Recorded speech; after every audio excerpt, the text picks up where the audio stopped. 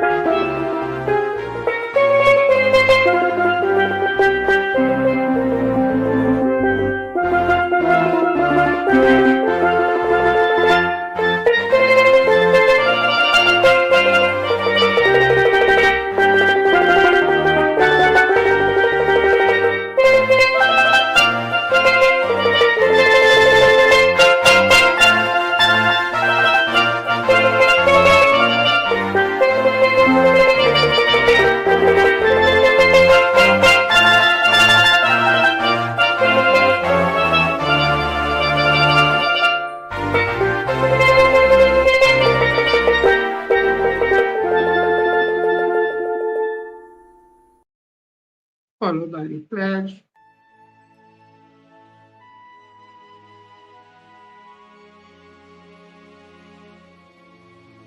I solemnly pledge to dedicate my life to the service of my God and my country. I will honor my parents, my teachers, my leaders, and my elders, and those in authority. I will be clean and honest in all my thoughts, my words, and my deeds. I will strive in everything I do to work together with my fellow men of every creed and race for the greater happiness of all and the honor and glory of my country.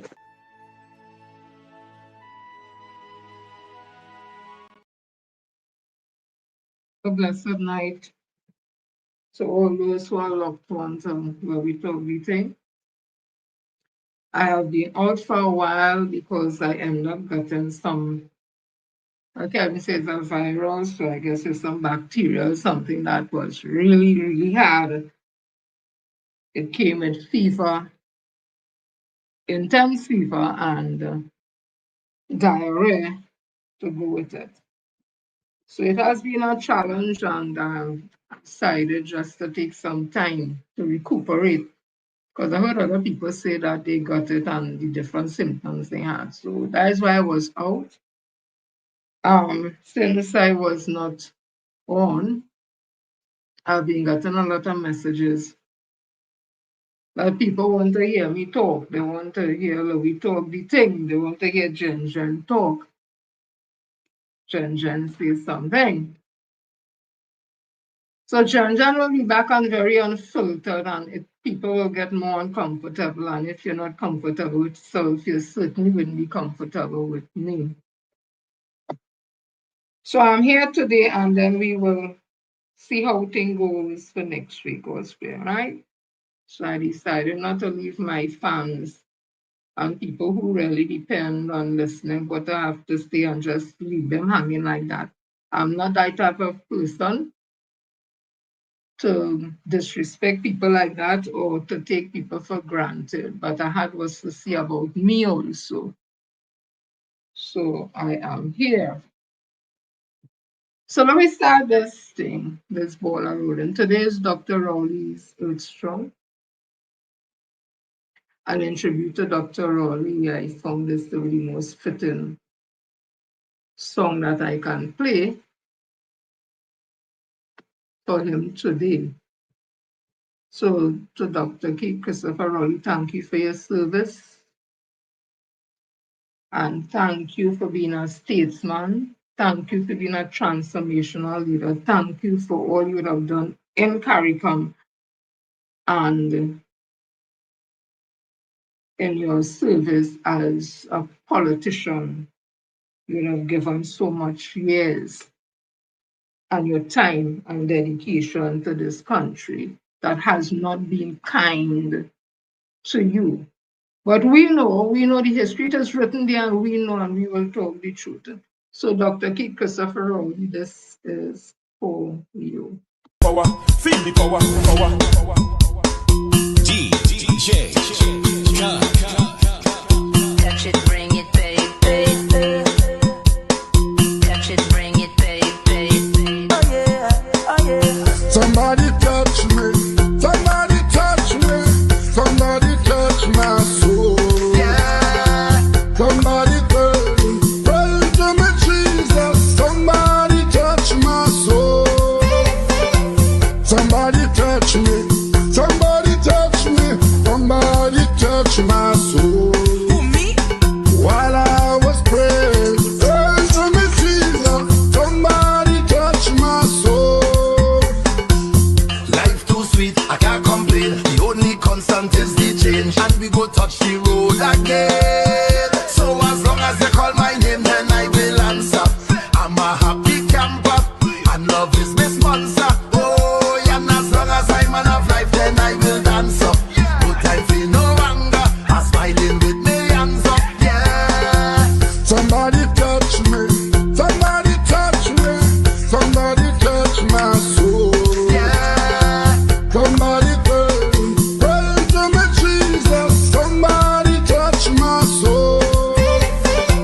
Somebody touch me, somebody touch me, somebody touch my soul. Who, me? While I was praying, turn to me, Jesus. Somebody touch my soul.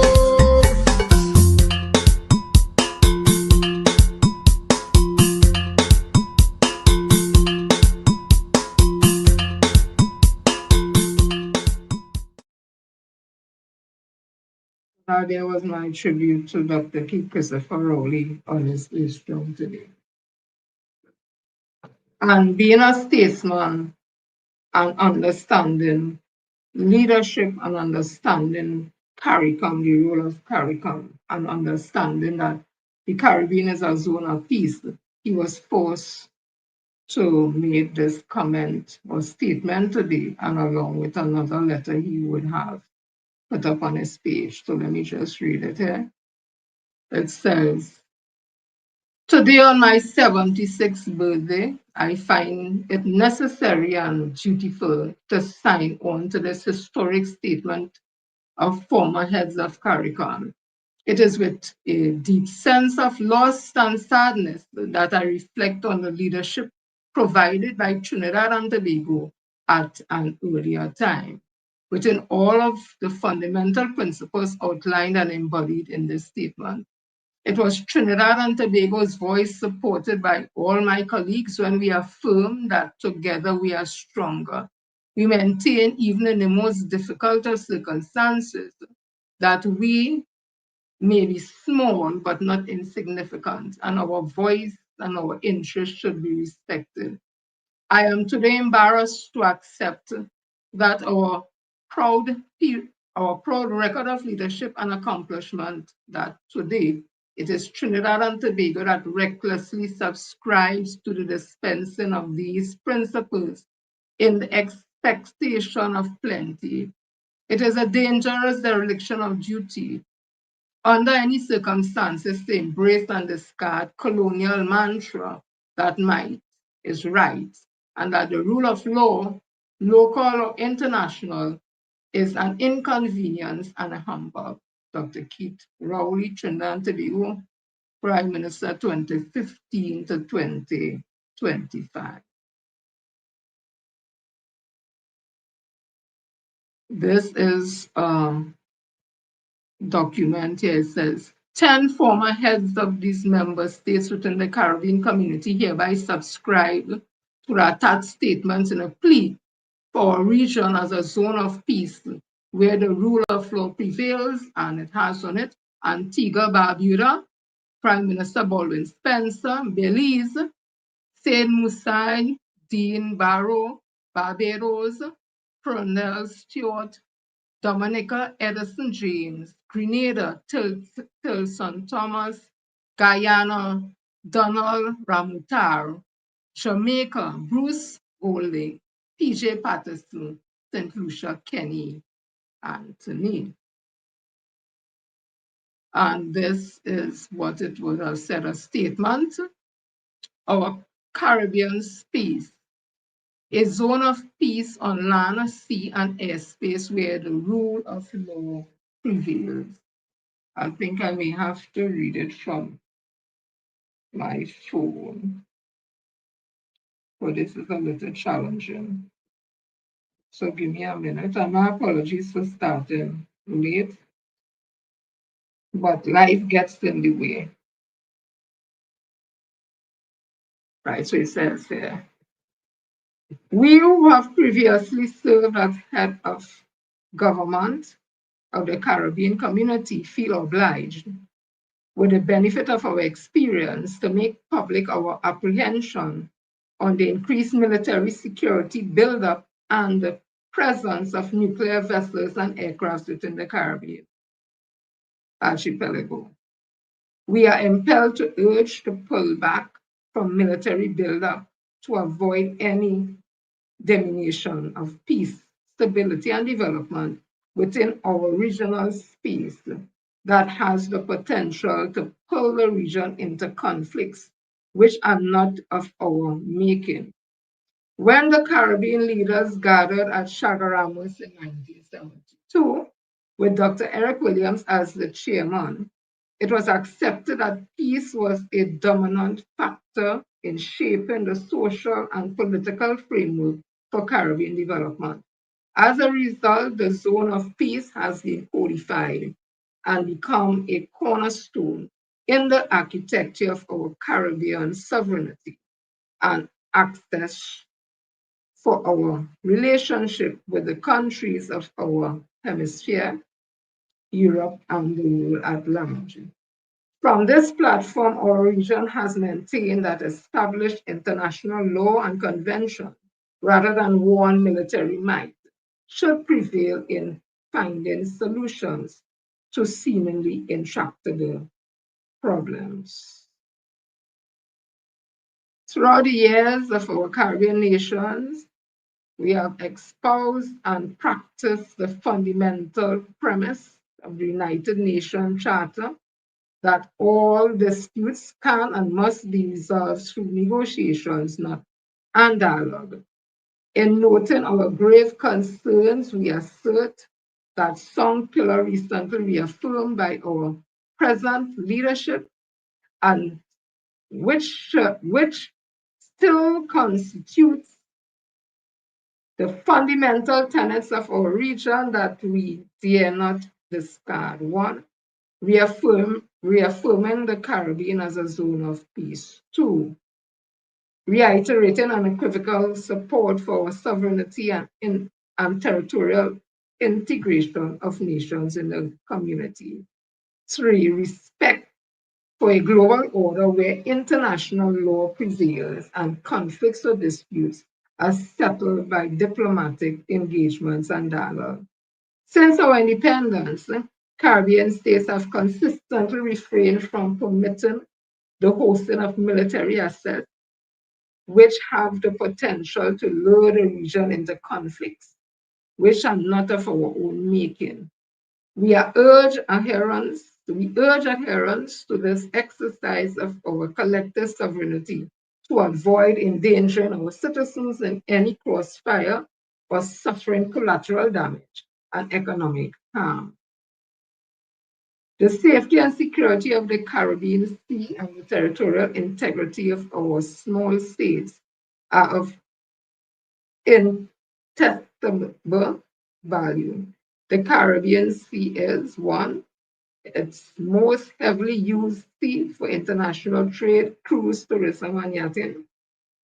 Two, vital for land-based tourism on which states depend for their economic viability. Three, important for deep sea and artisanal fishing. And four, strategic for the movement of persons and goods amongst islands, especially as cost and pollution forms air travel.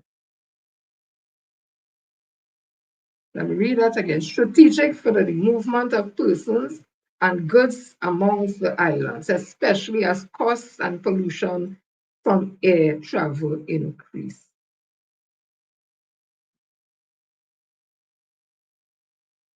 We went on to further state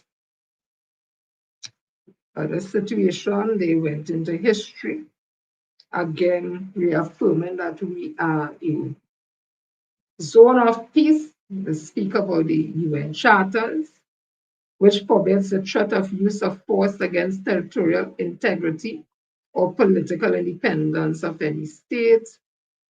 Spoke about CARICOM. Once the domain of pirates and centrally of the Caribbean has made it attractive to nefarious users like narco traffickers, gun runners, and the human smugglers. Small Caribbean states have limited resources to address the consequence of these illicit and subservice crime. Accordingly, CARICOM governments, over the long sweep of time, have sought and responded positively to collaborative agreements to combat these nefarious activities, but consistent with our sovereignty, international law, and intrinsic rights. So, as I would have said, this was a letter that you could go on Dr. Rowley's page and you can read the article there, and it is basically reaffirming that the Caribbean remain a zone of peace and that we use diplomacy and dialogue instead of conflict and war. And these former prime ministers were forced to add their voices to what is happening in our sea space. Me, I don't have an issue with America helping in the fight with crime, narco trafficking, human trafficking. My thing is it must be done within the law because there are laws. If you suspect persons have been involved in those type of activities, your duty is not to blow up a ship. Don't hold anybody. Don't take anybody to court. Don't arrest anybody. There's no rule of law. Things like that has a debilitating effect on countries and on persons. And to have our present prime minister, who I personally call, my opinion, I call her blight. I call her curse of the Caribbean,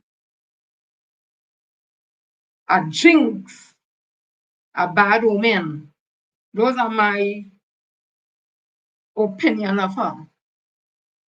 That could take Trinidad and Tobago and put Trinidad and Tobago smack in the middle of some geopolitical situation that we have no control over. Her job and her administration job is to keep Trinidad and Tobago and its citizens, whether you're PNM, UN, whoever, to keep us safe. To use diplomacy to treat with issues that we will have regional, local, and international. One such issue, we saw the situation with the Equiquibo, the river, and the whole situation with Venezuela and Guyana. It got heated, but the Caribbean leaders got involved and they were able to mediate. They met in St. Vincent, were able to mediate and let this thing go through the proper channel, the international courts, and all the places it should go using diplomacy. We have a situation with the Flying Fist, Barbados and Tobago, Trinidad. That has been going on for ages. It has never turned into a conflict or war. It has gone to the places it has to go, and they continue to work out the situation there. That is who we are in the Caribbean. We work out our issues with diplomacy, with class, always in the interest of peace. This is a zone of peace and to respect each country's sovereignty. Kamla Prasad Bisesla, put out herself to be some modern day female Trump or something. History will not be kind to you, Madam Prime Minister, or your administration. Your children and your children, children and your generation, and all your generation to come will not be kind to all you in the UNC for what you all are doing to this nation, Trinidad and Tobago. So let me move on.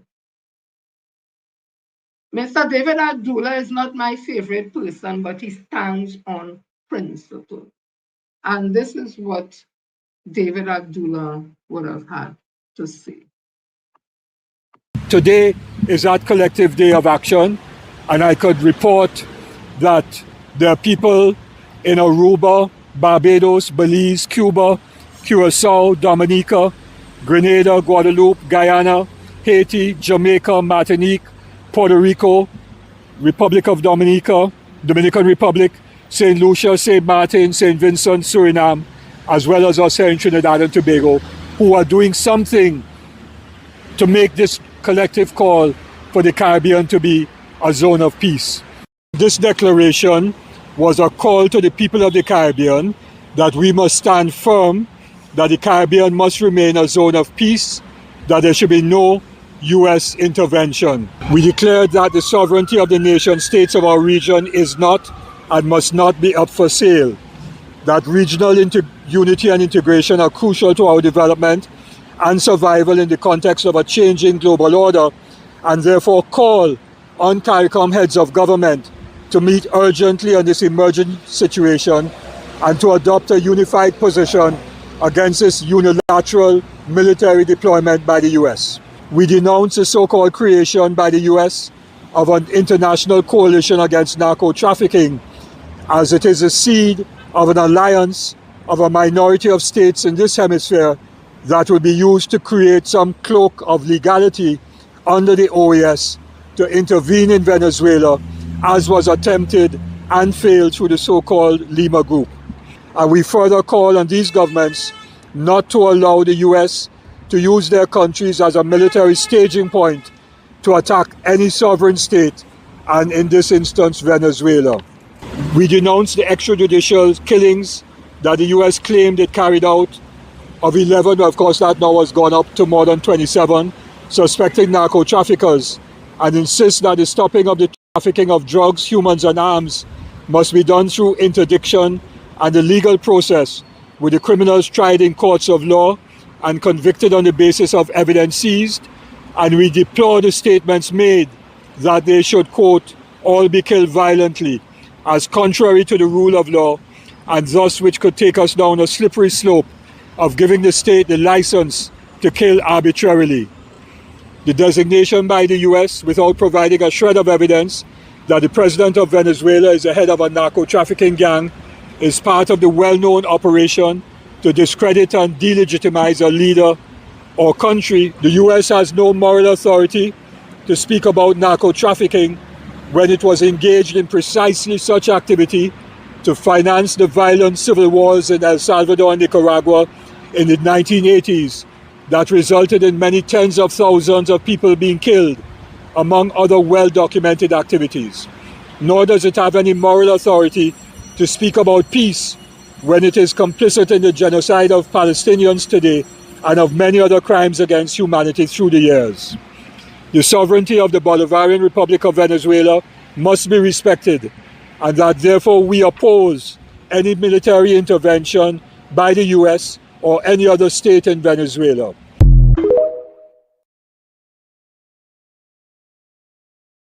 So that there was David Abdullah adding his voice to the Caribbean being a zone of peace. And I saw they had this protest outside the US Embassy. Statement of the violation of Caribbean sovereignty and the killing of 32 men. The recent invasion of our Caribbean waters and the extrajudicial killing of 32 men by the United States forces, sanctioned by the silence and complicity of our very own Prime Minister, constitutes nothing less than a violent desecration of our region's sovereignty. Let us be clear, this is not protection, this is recolonization. Trinidad and Tobago's alignment with U.S. military objectives marks a catastrophic betrayal of the Caribbean consensus that our region must remain a zone of peace. In a single stroke, our leadership has reversed decades of struggle towards regional autonomy, from the Federation dream to the founding principles of CARICOM, by inviting a foreign power with documented history of anti-Black, xenophobic, and extractive aggression into our waters. This government has traded the dignity of the people for the optics of proximity to empire. What we are witnessing, the invasion of our Caribbean waters, the killing of 32 men on alleged drug boats without due process or evidence, is not justice. It is murder. It is imperial violence dressed up once again in the rhetoric dog whistle of security and war on drugs. This is not about drugs. It is about natural resources. It is about oil. It is about power. To our goodly Prime Minister, I say this: allegiance to empire is not leadership. It is capitulation. It is the mimicry of colonial power masquerading as progress, even as it alienates us from our Caribbean brothers and sisters who continue to insist on peace, independence, and regional self-determination. Caribbean sovereignty is not for sale. Caribbean lives are not collateral damage. And peace, true peace, must never be bartered for power. So I stand here today for my daughter, for our children, for those not yet born. Let this be on record. I am Abeo Aisha Christabel Jackson, sixth-generation American from the lineage of Amphi and Bashana Jackson. Where's Phaeton? Where's Jatum? Where's Natu? All these umbrella body of the union, where are they today to stand with David Abdullah? Where are they to stand in solidarity with the union movement? Where are they to stand in solidarity to say that the Caribbean is a zone of peace and it must be respected? Where are they today? I congratulate you, Mr. David Abdullah, for standing firm on principle when it comes to this issue, and all those who stand with you. I want to say congratulations for our new CJ. And the UNC don't seem to be able, our new CJ, Justice Ronnie Boodoo Singh. The UNC don't seem to be able to carry out anything with class, to be able to follow procedures or the law. So the new CJ, Ronnie Boodoo Singh's installment as the Chief Justice was mad, and it's not his fault. It is mad in some type of, people could look at it now as some kind of political UNC FUPA. It was a FUPA. There was no consultation with the opposition. The name of, his name was withheld. Nobody knew who it was going to be. When the former CJ Archie, Iva Archie, would have announced he's leaving today, he said the time, nobody knew who was the person that the UNC or the law associate, or whoever it is. Nobody knew the name, nobody knew anything. And then we have this despicable individual, Wade Mark, who was Speaker of the House and lied in the highest court of the land. Our parliament lied to the parliament, so we know he's a liar. We know he's a dangerous liar. He was a part of the proceedings. So that marred everything for me, unfortunately. And then we had the Minister of Homeland Security there. Why? Where was the judiciary? Everything was shrouded in confusion, mayhem, and bacchanal UNC style. voting have consequences. But that has nothing to do with our new CJ, Ronnie Budu Singh. So again, I congratulate him on his achievement. Kamla Prasad Bissessa, who gave herself silk. She gave Anna and Logan silk. Apparently, she didn't know at the time that she gave herself silk, that she don't care about them in the inner bar. Worse to the effect of filth and eat her food. She don't care about them. Yet she has silk. Give back your silk because you don't care about these people. The Law Association should make sure she get the bad. She shouldn't be able to ever practice law in this country for the things that she would have said. But again, I will ask the question, is it because all of we is Indian? So we leave that alone and just asking a question. So the association had to come out and say, we can speak on any matter. Because they came out and was speaking about the big fupa that happened with the installation of the CJ. And she felt she don't care. She don't care about anything that's wrong. But something will make you care, Madam Prime Minister. Because you're not in charge of yourself, you're in charge of a country, Trinidad and Tobago independent state. Something will make you care. But give back the people that still. I wait to hear the honorable and esteemed Israel Raja Khan come out and speak. Come out and speak with passion on what Kamla Prasad Bissessa says. Or is it that you will say nothing because all is Indian? I just asked that. Because you have mouth, you talk about Dr. Rowley, you talk about Dr. Rowley with this thing. Disrespect. You have no respect for Dr. Keith Christopher Rowley. But here you have today a person who is a part of the inner bar disrespecting you all. Words like filth. I see words like filth and eat a food and all that. What are you going to say? Honorable. Honorable. Israel Raja Khan. Will you let it slide because all of we is Indian? I just asking a question.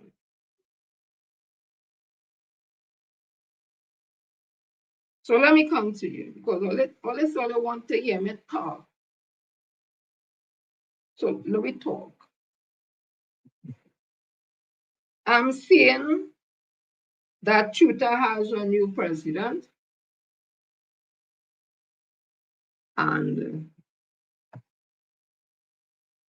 his name is Crystal Bevan Ashe. What interests me about what Crystal, Bevan Ashe had to say on becoming the new president of CYAH, which tells me he knows nothing about industrial relations. He's a newbie. And he's just hyped up on conversation. He don't understand words. He is saying he is going to, he's seeking to renegotiate the 4% wage increase for teachers that they would have signed to. And I want to tell you, Mr. Crystal, President Crystal Bevan Ashe, you're using the wrong word. You're not going to renegotiate. There's nothing to renegotiate. What you'll be looking at is for a salary adjustment, which is something different. So learn your terms. If you want to head one of the largest unions and sound intelligent, you're not going to renegotiate anything. There's nothing to renegotiate, but there can be salary aligned. It was just like when PSL signed for the 5%. NUGFW signed for 9%, and two of the bargaining unit of the PSA, MIC, under the stewardship of Nixon Calendar, he would have gotten for them 9%, and they're just a bargaining unit of the larger public service that PSA represents. And because of that, and the fact that daily rated officers can't get more than public officers, so they got 9%, we got 5%, Juke sell you out for 5%, and then the smaller bargaining units, MIC and Agricultural Development Bank and things that PSA is bargaining unit for. They got 9%, so there had to be a salary adjustment, not renegotiation. So learn your terms, Crystal Devinashi.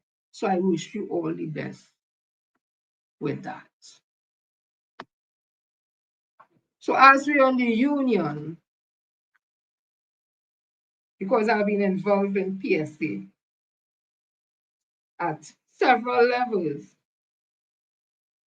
as a shop steward for years, and I've been training industrial relations and labor studies at the esteemed Cipriani College of Labor and Corporated Studies. Yeah, so I went there, I did it. Felicia Thomas never went there. Juke never went there. Leroy Batiste never went there. So when I speak on this issue, I could speak with authority.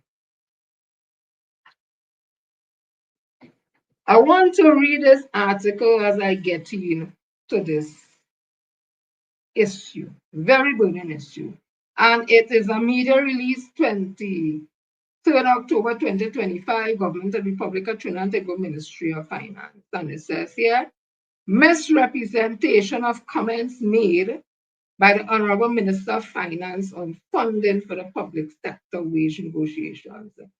The Minister of Finance, the Honorable Devendra Ting, who notes with concern an article published in the Trinidad and Tobago newspaper, Guardian newspaper, October the 22nd, 2025, titled, No Funds in Budget for Public Servants Payment. Thank you. The article does not accurately reflect the minister's comments made during the Standing Finance Committee meeting held on October the 21st, 2025. At no time did the minister state that funds were unavailable for the settlement of wages to public officers. And in his remarks before the committee, the minister clearly explained that the budget provides sufficient allocation to meet current obligations, that the government will follow the proper procedure to secure any additional resources that may become necessary, clarifying the minister's remarks. During the exchange, the Minister of Finance responded to several questions from opposition members regarding whether provisions had been made for a proposed 10% salary increase. He explained that, one, government cannot include an unconfirmed figure in the budget for negotiations that have not yet started. The responsible approach is to appropriate funds for current liabilities, and once negotiations are completed, to bring any additional requirement to Parliament for approval through a supplementary appropriation. Three, this process reflects good financial management and ensures that all spending is properly authorized and transparent, and sufficient funding exists for ongoing salary wage payment within the 2025-26 fiscal year. Responsible budgeting and transparency. The Minister of Finance emphasized that budgeting is based on fact, not assumption. Speculative amounts cannot be inserted for wage negotiations that are still pending.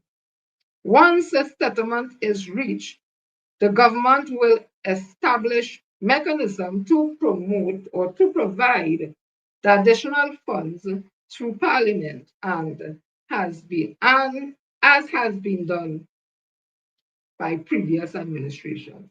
The minister also reminded the committee that this approach upholds accountability and prevents overestimation of expenditure before obligations are controlled. In conclusion, the Minister of Finance categorically rejects the misleading interpretation suggested by the headline. His statements in Parliament were intended to assure public officers and citizens that there are adequate provisions in the budget for the government so that the government remains fully committed to meeting all its obligations. If additional funds are needed, they will be sought through the proper, transparent parliamentary procedure. And the Honorable Devendra Tanku, Minister of Finance. I want to say I never hear so much BS in my life.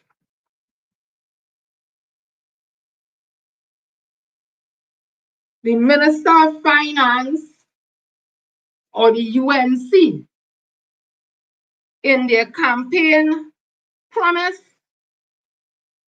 was that if public officers voted for the UNC, that they are going to start negotiations at 10% for 2 periods, 14, 15, 16, 17, 18, 19. That is what they were saying. That was a campaign promise. On getting into office, the conversation started to shift. But let me play for you what Felicia Thomas would have told public officers.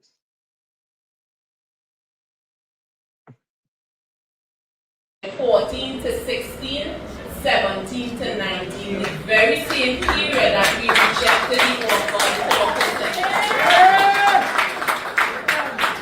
So, as I've said in the past, and I'll continue to say, we look forward to no later than this budget, September, October, where workers can finally see that 10% offer placed on the table so that we could recommence negotiations at 10%. And of course, we are behind 4 periods. So that was Felicia Thomas there saying that they want to see it in the budget to start the negotiations between the CPO and the Public Service Association, starting at 10%. 2014, 15, 16, 17, 18, 19. Listen to this. 2014 to 2016 and 2017 to 2019. The Honorable Prime Minister has instructed me to advise the Chief Personnel Officer to submit a revised offer of 10%.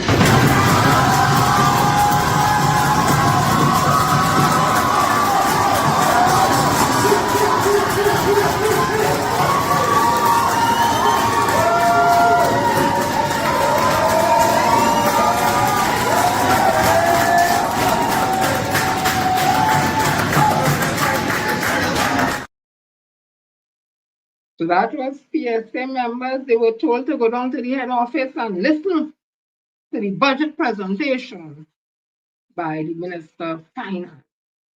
And they heard the Minister of Finance said he was instructed by the Prime Minister to start these negotiations 10%. I want you to listen to this before I start to talk. Will manifest over a 5-year period. Year 1 will start in the next few weeks. So you're telling people to maybe taper those expectations? Yes. And the PSA would be one of those people who would have those expectations. Felicia Thomas is confident that the 10% negotiations will start in this fiscal year coming. I expect that the 10% negotiation that's now being referenced as the 10% negotiation will start in fiscal 2026. And there will be some resolution in fiscal 2026. I think both the government and the union are similarly minded in resolving those matters in fiscal 2026. So there will be provision in the budget for those kind of supplements. Will the THA be getting a higher? So that's the Minister of Finance. They are saying it will be included in the budget 2026 fiscal year. They're already budget 2025, 2026. There's nothing there for public officers. Oh, let's listen to this. Meanwhile, Finance Minister Devendranath Thakur is telling the opposition that they will not find any financial provisions in this year's budget for the proposed 10% salary increase for public servants, as wage negotiations have not yet begun. The Standing Finance Committee of the budget debate commenced this morning, with the Ministry of the People and Social Development being the first cabinet portfolio up for scrutiny during a tense morning sessions, with the opposition bench squaring off against not only Minister Vandana Mohit, but the chair of the proceedings, Jagdev Singh. A question was raised about if the allocations for salaries included the proposed salary increase. However, Finance Minister Devendranath Thakur said it would not be feasible to do so until negotiations have been completed. There has been no negotiation started. So the assumption that there's a 10%, 12%, 0%, 5%, whatever your assumption is irrelevant at this point. We have to wait, and your version of accounting might be different. But we have to wait as a government until there is a negotiation started before we preempt and put some arbitrary figure in the numbers. That is common sense. Well, San Fernando East Member of Parliament Brian Manning asked the Minister if negotiations would be concluded in this financial year. However, the Minister told him that question did not arise in the context of today's discussions. Right? So we hear him say something different. Now, not to tell you how much Dave Thakur is a shithong, my opinion. They were the one while in opposition, they touted 10% starting point of negotiation. So a responsible government who want to get into office and say, listen, we're going to start negotiation with public officers, 10%. It meant to say that you would have, look at the figures, you would have crunched the figures. How much public officers, different ranges. And if you were to settle for 10%, because they say the starting point is 10, so you can't go to 8, you can't go to 9, you can't go to 7. Anything is above 10, so we say 10. You would have factor in recurring expenditure, how much money it will take for back pay and all that. Because the budget is that, the budget is an appropriation of money that you think will come to spend. So if you touted about 10% the starting point for public officers in the negotiation, PSA go to sit before the CPU, then you must have worked out a financial figure, because you all give the percentage at 10. It is just like when the previous administration said, for the period 14, 15, 16, 17, 18, 19, 4%. And they went about to tell us how much that would cost the government in back pay, in recurring expenditure, and everything else. There was a figure that you had so that if you decided you're going to negotiate 4%, the money was there, would be sourced, because they already would have calculated. So I don't know what school accounting, I'm not an economist nor an accountant. I don't know what school of accounting Dave Thakur went to be talking all that bullshit.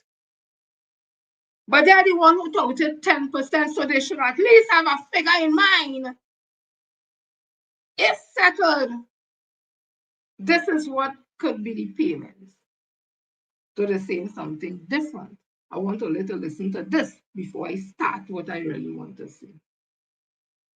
Minister gave the answer that there is no 10% agreement. There is no need to make an allowance, that the negotiations have not started. Exactly. And if my memory serves me correct, the minister had even further gone into particulars to say that the percentage increase, which may or may not arise from the negotiation, is a matter entirely beyond his purview and lies solely within the bailiwick of the Chief Personnel Officer. Correct. And that is why I will call Dave Tang who are bullshitter. Because the CPO takes advice from the Minister of Finance, not the other way around. So when he said that it's between the PSA and the CPO, technically he is correct because the PSA can sit down with Dave Tang. But who instructs the CPO, who is the senior public officer, who in all intent is the public servant's employer, is Dave Tang, who the Minister of Finance. So how the hell Dave Tang, who the Minister of Finance, could operate as though this is the CPO had to deal with that? Is the CPO? Is you advising the CPO, Dave Tang, who? Go look at the Civil Service Act, go look at the Industrial Relations Act, because apparently you don't understand. So I go right back again to the bullshitting of public officers. And I want to say something to public officers. PSA negotiate for public officers from range 60, I think 60 to 61. Above that, they are part of the SRC, the Permanent Secretary, Deputy Permanent Secretary, and heads of department. Them under the SRC, they move away from that. PSA don't negotiate for them. But from 60 go down, excuse me, the PSA negotiate. So you have people like curators and CEOs of corporation owners. These people have masters, some of them may have their PhDs, they're bright. The public service is made up of workers who bright. Some of them have double master, double this stuff. They're bright. I'm trying to understand how this bright group of public officers could still only taking so much bullshit from Felicia Thomas and from this Minister of Finance. Let me put this on the table.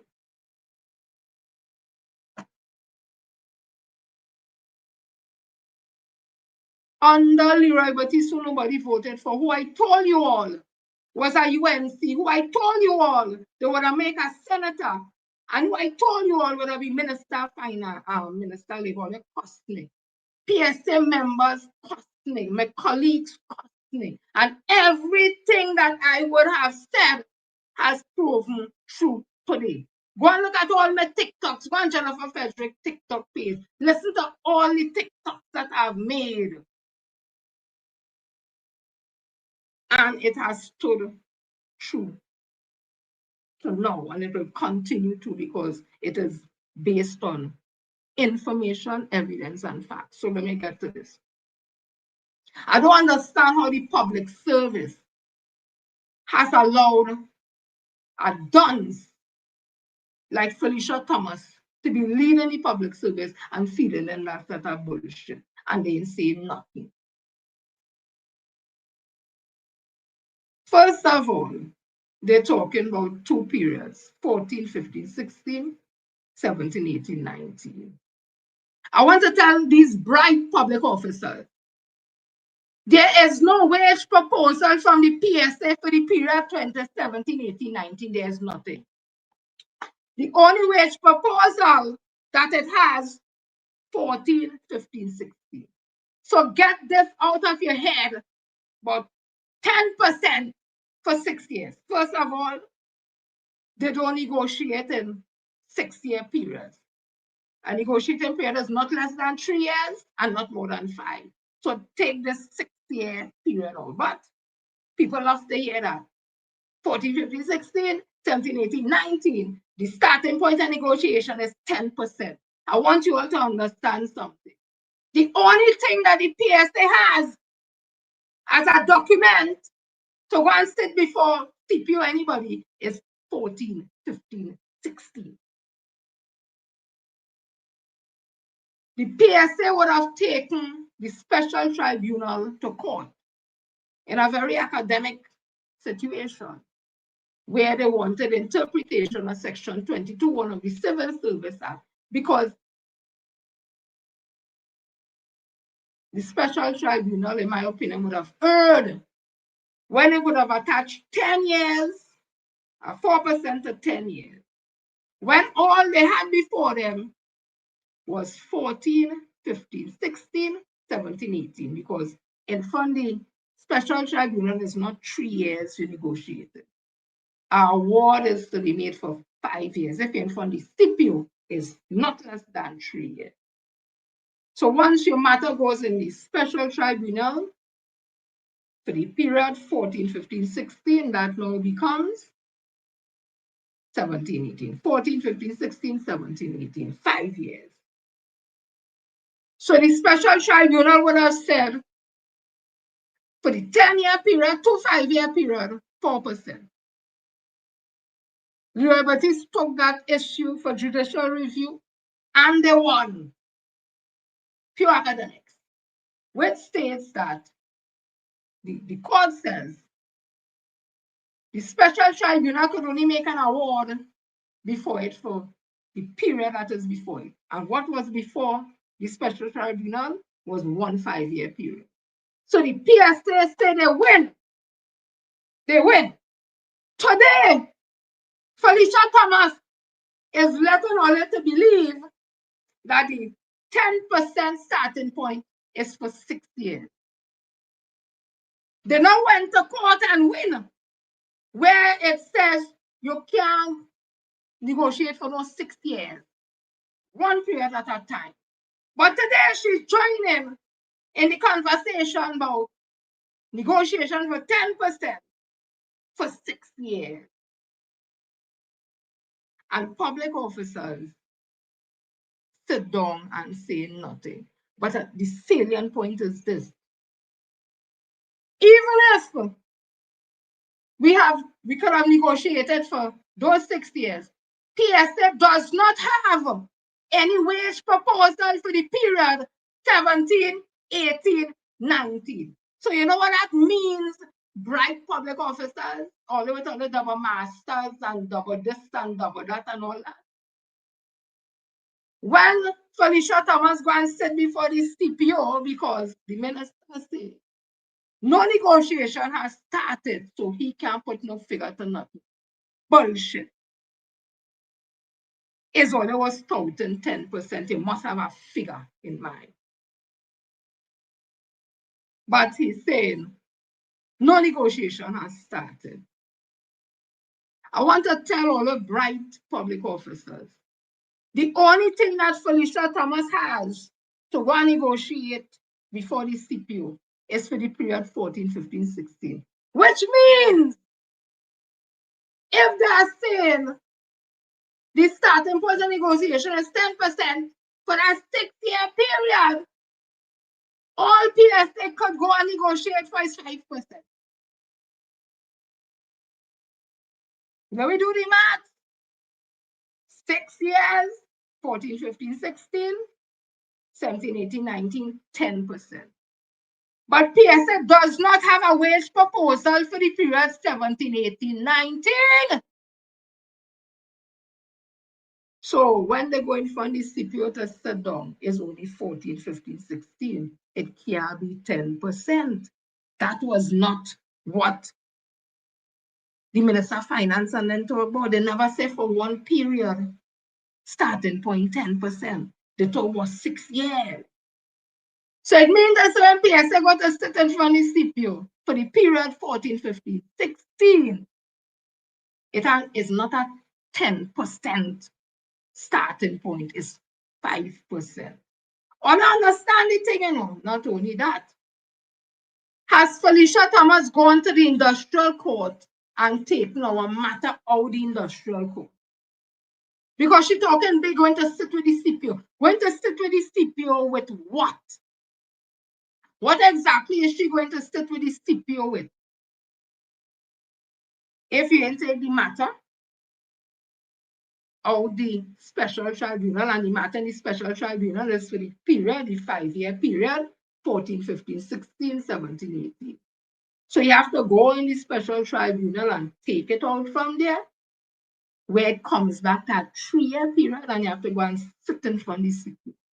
I'm telling public officers here today, I'm putting it on record, left Felicia Thomas, that dunce, who is the president of PSA, who all your bright public officers, with all your masters, all that vote for. Let her come and tell all that Jennifer Frederick lie that they have a proposal for the period 17, 18, 19 also. Let her come and tell all that. Because we know there is none. It never came to General Council. We never see a draft, nothing. What we know about is 14, 15, 16. And that was done up and Ting by Mr. Trofield and Duke and all of them when they was there. That is what we have. So we getting bullshit all around. And people sitting back in this wonderland and feeling public officers going to get something. We're going to get nothing. First of all, we can't start no 10% because there is no 2 periods there. Other unions would have settled, they take 4% for 14, 15, 16, 17, 18, 19, and then 5% for 20, 21, 22. They had their wage proposal in for 17, 18, 19, and 20, 21, 22. The only thing PSA have is 14, 15, 16. And I want to tell you all something how nasty Felicia Thomas is. She was right there with Watson Solomon Juke when Watson Solomon Juke was the president of PSA. And Leroy Batiste was the advisor consultant to Watson Solomon Juke, getting $16,000 a month, along with him working at WASA in whatever management level. And for the period 2014, 15, 16, the Minister of Finance at the time, Ember, offered PSA a settlement, a percentage for the period 2014, 15, 16. Now remember, when the PNM came in 2015, they met a 14% increase to pay. They paid it, they borrowed money and paid it, and they met a recession. So for the period 14, 15, 16 that was being negotiated, a percentage was offered. I heard it was 9%. In 2019, 16, 17, 18, so 3 years later, Watson Juke said he got a settlement from the Minister of Finance. He's not going to open it now, it's Christmas time, he'll open it in 2020. 2020 come and he said he opening nothing. Because he was advised not to take the 9% and he was involved in politics. Because if they take the 9%, his chances, they probably fell politically because he was going up with the teacher and all that. The PNM government will look good because 9% for that 3-year period, although we were in a recession, that is good. They refused that. And after that, we had COVID-19 where the world shut down, everything shut down. Negotiation came to a standstill, whatever, until the Minister of Finance had a virtual economic framework plan, something, where he invited the unions and the CPO was there. There, the minister spoke about this 4% for 6 years, and PSA sat quietly and accepted that fact. It was, I think, fire one of them unions say, oh, no, we do not negotiate in 6-year periods, we 3 years, and everything has to be revisited. My salient point is this. 1,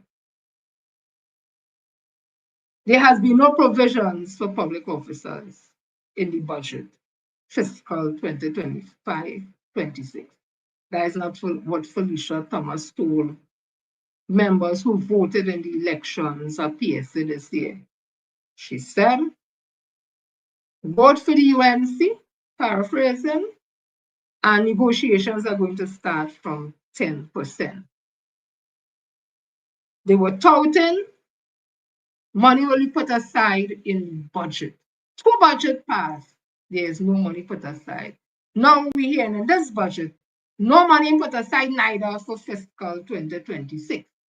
And the Minister of Finance is making it to believe that all this has just to do with the CPO is the CPO, when he's the one who instructs the CPO. The CPO is advised by the Minister of Finance.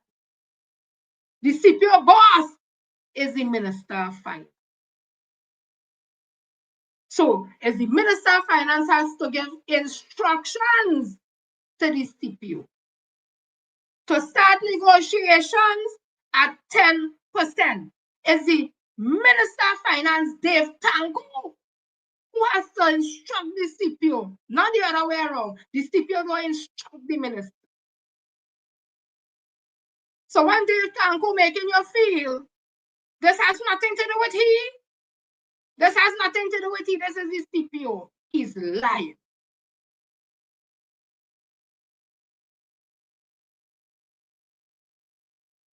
Negotiation have to start have nothing to do with the government or the Minister of Finance put aside in some money, put aside in something. That is normal thing. So there's foolishness about how we could put aside money when we don't know if it's 12%, if it's where 12% come from, where 8% and 6%. You all said 10% will be the starting point of negotiation. You all give a figure, 10%.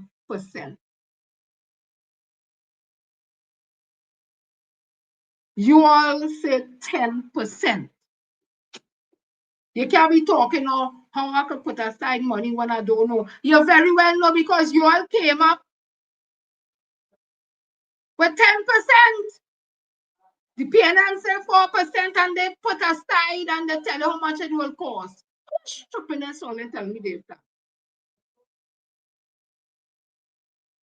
So I'm saying again, the Public Services Association only has wage proposals for the period 2014, 15, 16. Ask Felicia Thomas if she has taken over matter of the special tribunal and when she's going to sit before the CPO. That's all that she has. There's no 17, 18, 19. There's no 20, 22, and 22. There's nothing. There's nothing. So how could you negotiate if there's nothing to present before the CPO? All you have is one period, 14, 15, 16. Public officers, I'm asking you. I thought it was 10%. Why it reached to 5%? Because that 10% has to do with 17, 18, 19 also. We don't have 17, 18, 19. So the 10% will not be for the period 14, 15, 16. It will be 5%. Have we done better? We could have settled for 9% back in 2019. You, Felicia Thomas, along with the Minister of Labour now, and what Suju called refuse that amount. So stop bullshitting people. Stop bullshitting public officers, making them feel we're going to get something. And to the Minister of Finance, stop bullshitting people. You as the boss of the CPO is what you say good. The CPO can't start no negotiation on his own. He had to be instructed by you to start it. He can't be instructed by the PS and by the PSA. The PSA can say, okay, we want to start. But they have to wait on you, Minister of Finance, to give the CPO the okay to commence negotiation. You're big in the dance, Minister of Finance, if you didn't know in the Civil Service Act, you're big in the dance. You could give an amount, you could give an award, you could say how much, you could start negotiations, you could instruct. You're big in the dance, so don't make people feel, public officers feel, and the public feel that this has nothing to do with you. You is integral in this negotiations. Very integral. I'm saying again, public officers, all the bright public officers, with all the masters and whatever, all they have allowed are guns. They take all the piece and all they say nothing about it. I said the last time, we have one period that we have actual documentation to sit and argue for, and that period is 14, 15, 16, there's nothing else. So all who expect in 17, 18, 19, you have nothing to get because there's nothing there. They have not done a wage proposal, they haven't done a document, there's nothing. All I have is 14, 15, 16. Let me continue and wrap up this thing. Or they want me to talk, I will talk. If you don't like my language, leave me alone. I cool sitting back and watching and drinking my morbid. I don't have no vat, and I go put salt because the salt in have no vat, so I go drink morbid mixed with salt.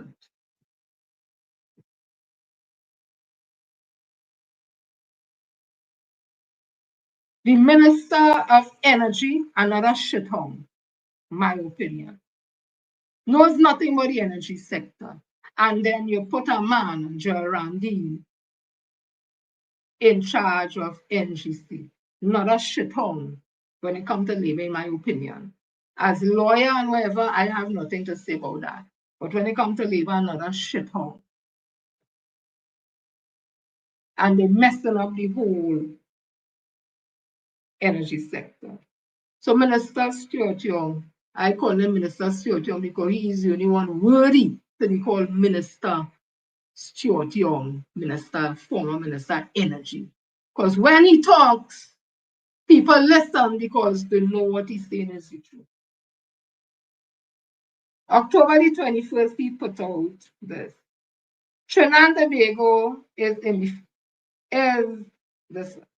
Trinidad and Tobago, this is the first sign of collapse of the energy sector under UNC government. The new NGC and NEC boards are driving Point Lisa's estate into a crisis. This comes after they forced the president of NEC and the executive officer of NGC out of office. Citizens, the management of stakeholders, relationship, and the confidence of foreign investment in our energy sector is critical and should be carefully handled. Unfortunately, it is clear that the Prime Minister and her two ministers of energy are destroying our energy sector and will affect investment and also our revenue.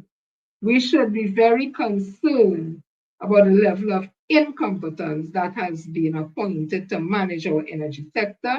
In continued service, Stuart R. Young, SPMP, October the 21st, 2025. And it was based on this. Nutrien. Nutrien announced that it has commenced a controlled shutdown of its Trinidad nitrogen operation at Point Lisa's facility to be effective October 22, 2025. This shutdown is in response to port access restrictions imposed by Trinidad and Tobago's National Energy Corporation, NEC, and a lack of reliable economic natural gas supply that has reduced the free cash flow contributions to Trinidad nitrogen operations over an extended period of time. Nutrien will continue to engage with stakeholders and assess options with respect to the operations in Trinidad and Tobago. This was October the 23rd in continued service, Stuart Richard Young, SPMP. He says, unfortunately, the mismanagement of the energy sector on the Point Lisa's estate is having serious negative effects on Trinidad and Tobago global domestic standards. The impasse between NCC and Nutrien has not been resolved, and this is now having a knock-on effect on the provision of CO2, carbon dioxide, to manufacturers and other users in Trinidad and Tobago, and the region with a shortage in supply of CO2 looming. This will affect, for example, the manufacturing of carbonated beverages, which is a major export product of Trinidad and Tobago. Trinidad and Tobago petroleum chemical sector, ammonia, methanol, urea, is a very marginal, and every irresponsible decision by the government will negatively affect us. Global boardrooms looking at the management of the operation at Point Lisas will now factor in an unilateral increase in electricity rates and an aggressive possibility illegal demand for retroactive port fees, driving Trinidad and Tobago into uncompetitiveness. The mismanagement of the relationship in the energy sector that we are seeing before us is leading to fallout and the potential of long-term plant closures. Our energy sector is the largest foreign exchange earner and a significant employer. In a globally competitive environment, we must work hard to keep the foreign investment here, as other countries offer better terms for business. One of our competitive advantages has been maintaining mutually respectful relationships with the decision makers of energy companies. The current government is doing the exact opposite by being disrespectful and aggressively threatening companies while employing childish and irresponsible tactics, which has led to the closure of Nutrien. We have to manage a delicate ecosystem more carefully before it is too late. And as I said, it is written by Stuart Richard Young, SCMP, October 22, 2025. And the ministers of energy now had the goal to come to tell we something to the effect that they're working with Nutrien and all kind of foolishness. When it is alleged that the chairman of MGC shaking down these companies. These companies are accustomed to meeting in boardroom with people like Stuart Richard Young, SC, a negotiator, a litigator. Somebody who understands the energy sector and sit to speak with them with respect, mutual respect and understanding. They're not accustomed to know Ramdeen and know Dr. Munilal, who knows nothing about the energy sector. And they just continue like a bull in a China shop to run roughshod right through, not understanding the delicate system of negotiation, diplomacy, class, experience in the energy sector. But voting has consequences. So they want me to talk? I'm talking. Voting has consequences. And you all took for granted I could withhold my vote. I don't bound to vote. I go teach PNM a lesson. Because Rowley wicked and evil, he just pulls Stuart Young dress and he ain't tell we nothing. Well, I go vote for UNC, I go teach all your lesson. And today, we sitting in a space. We have 50,000 workers from the lower level of the economic chain gone home. I was in Port of Spain yesterday. Port of Spain is like a ghost town. Port of Spain has nothing, nobody buying. It barely have people selling. You know who fill the gap at that economy? The CPEP worker, the URB worker, the reforestation worker, and all them always shopping. Every day they in town, every fortnight, every week they in town spending because I how their money does roll over. There's two running this run. There's nothing happening. But only vote against a government that only says a tyrant, and wicked and bad. But you know what? CPEP workers was getting paid. If they could have cost and say the money now, you know, they was getting paid every fortnight. URP workers was getting paid every fortnight. Reforestation workers was getting paid every fortnight. Pension was on time. Payments as salary was on time by that former wicked and evil government. That's all they talk about. Now they have the nice lady who cares. She's a mother. I say a mother ass. That is my opinion. And today we have workers on the breadline, home, children, nothing to eat, can't pay rent. And on top of that, they bring a tax. So if you're renting, you have to pay a tax. So you're going to put that tax onto your tenant. And you know what the jackass? You know what all the women are talking. You know what the jackass, who in my opinion is a jackass, the Minister of Finance, I think it's here say that. Well then move. You could hardly pay the rent that you have right now. And if you impose this tax on the land tenants, owners, whatever the hell they call it, and they pass it on to the tenant, you telling them, well, move and go away. Minister of Finance, the French Tanku, move and go away. All they fire all the people on them. They have money. Where they going to move and go? All they want a bunch of prostitutes in this country. All they want to bring African women to prostitution in this country. The real trafficking and prostitution happening right here because of all your government policy. Minister of Finance, the Honorable Divisional Tanku. Because that's what all they're creating. Woman can't pay she rent, she children to mind, she will have to spread she leg because she have no choice. It ain't nothing else. That's what they want. And then most of the people who work in URP and CPEP and all their mind is PNM people. And once it's PNM people, is African people, African women. There's a level of racism and discrimination happening in this country right now under this UNC government. But nobody's saying nothing. It is a common for black people to go make me suffer. How dare we vote for PNM for 2 terms and keep them out of office? All the black Negroes.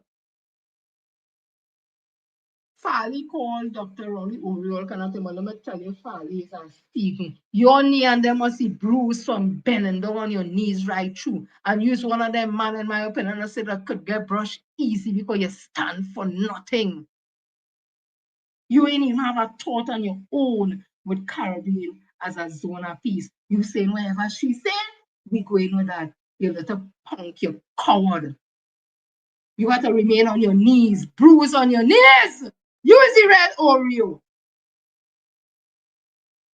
So as I was saying, all the women to talk, I did good just watching all the women to talk. And I give it my opinion. You can't lock me up for my opinion. My opinion is based on the things I'm seeing. I play the videos. So it's not I say, it's not I making up. I just saying based on that, I think the Minister of Finance is a bullshitter. Based on what I see with the PSA, I say Felicia Thomas is a dunce. And that is putting it mildly. I don't use obscene language, so I will leave it to dunce. So let me continue. Let me continue.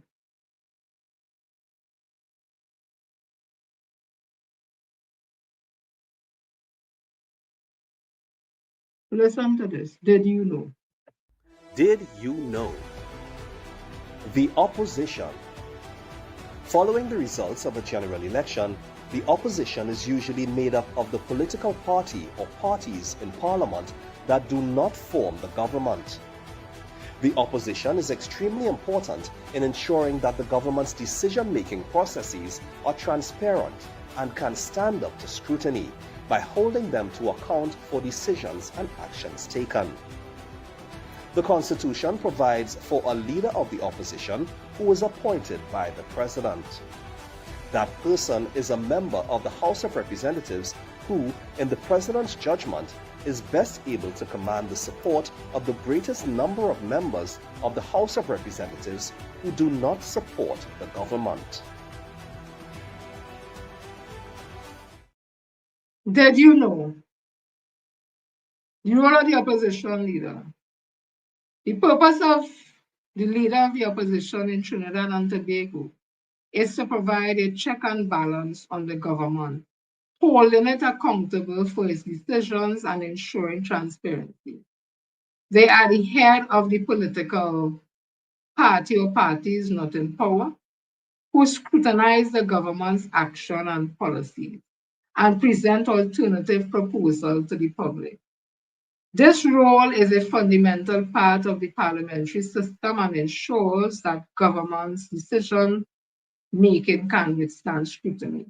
Key functions of the leader of the opposition. One, accountability. The opposition holds the government accountable for its actions and decisions in parliament. They scrutinize legislation and government policies to ensure that they serve the public interest. Policy development, they are responsible for developing their own policies and presenting them to the electorate. Alternative government. The leader of the opposition is often seen as an alternative prime minister, heading a shadow cabinet to critique the government and cabinet and offer alternative public voice.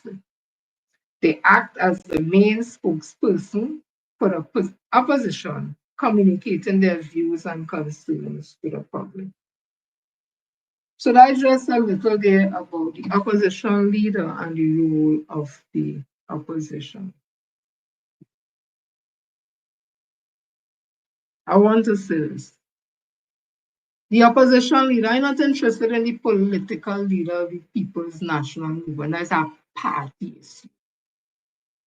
My concern is the opposition leader of Trinidad and Tobago, not of the PNM, not of PNM members, but Trinidad and Tobago. Those who vote, those who don't vote, those who like to vote, those who like PNM, those who don't like PNM, those who vote UNC, Trinidad and Tobago all over. The opposition leader has a role, a caretaker, almost like a caretaker government, keeping the ruling government in check in the interest of the citizen.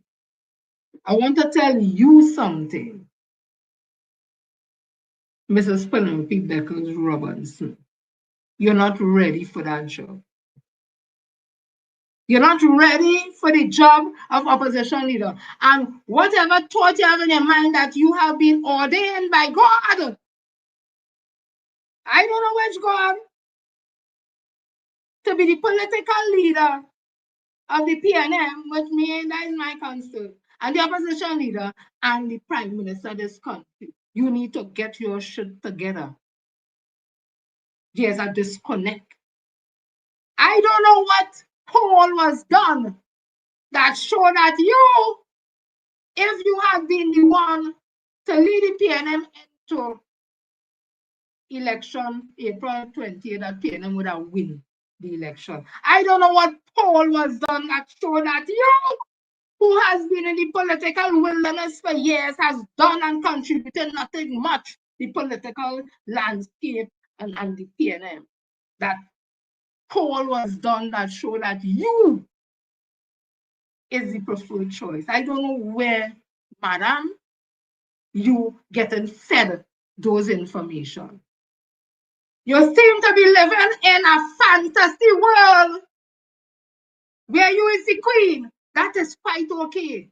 But you're the opposition leader at Trinidad and Tobago. This is not your fantasy, madam.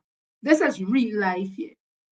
And we need an opposition leader who could stand up. You can't. You cannot do it. And no amount of your two trolls costing people, no amount of the operation manager, whatever you call, she watching you like if she feels she could do you something, and this one whispering and this one whispering, can't help in this situation.